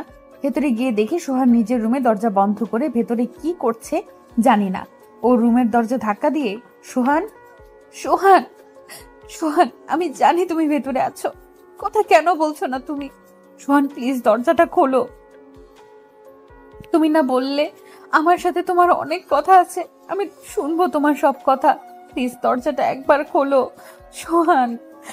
সোহান কথা কেন বলছো না তুমি? সোহান তুমি দরজা খুলবে না, কথা বলবে না আমার সাথে? তুমি না বললে তুমি এখনো আমায় ভালোবাসো, এটাই তোমার ভালোবাসা। প্লিজ দরজাটা খোলো সোহান, প্লিজ। অনেক ডাকাডাকির পর দরজা খুলে বেরিয়ে এলো সোহান। এসেই জড়িয়ে ধরে বাচ্চাদের মতো কাঁদতে লাগলো। সরি সোহান, আমায় ক্ষমা করে দাও প্লিজ। আমি সত্যিটা না জেনে তোমায় এতগুলো বছর ভুল বুঝে এসেছি। আমি জানতাম না এত কিছু হয়ে গেছে তোমার সাথে। প্লিজ আমায় ক্ষমা করে দাও। তুমি আমায় আগে কেন বলনি সত্যিটা? সত্যিটা জানলে আমি তোমায় এতটা কষ্ট দিতাম না। আমায় মাফ করে দাও প্লিজ। তুমি আমায় মাফ করে দাও, কারণ সবচেয়ে বেশি কষ্টটা তুমি পেয়েছো। আমি তোমায় কষ্ট দিয়েছি। যে সময়টাতে আমার তোমার পাশে থাকার কথা ছিল, সে সময়টাতে আমি তোমায় ছেড়ে চলে গিয়েছিলাম। আমি তোমায় সত্যি অনেক ভালোবাসি, বিশ্বাস করো। আমি সেদিন ইচ্ছে করে আমি সবটা জানি সোহান, কিছু বলতে হবে না তোমার। এবার যা বলার সব আমার বাবা আর ভাইয়া বলবে।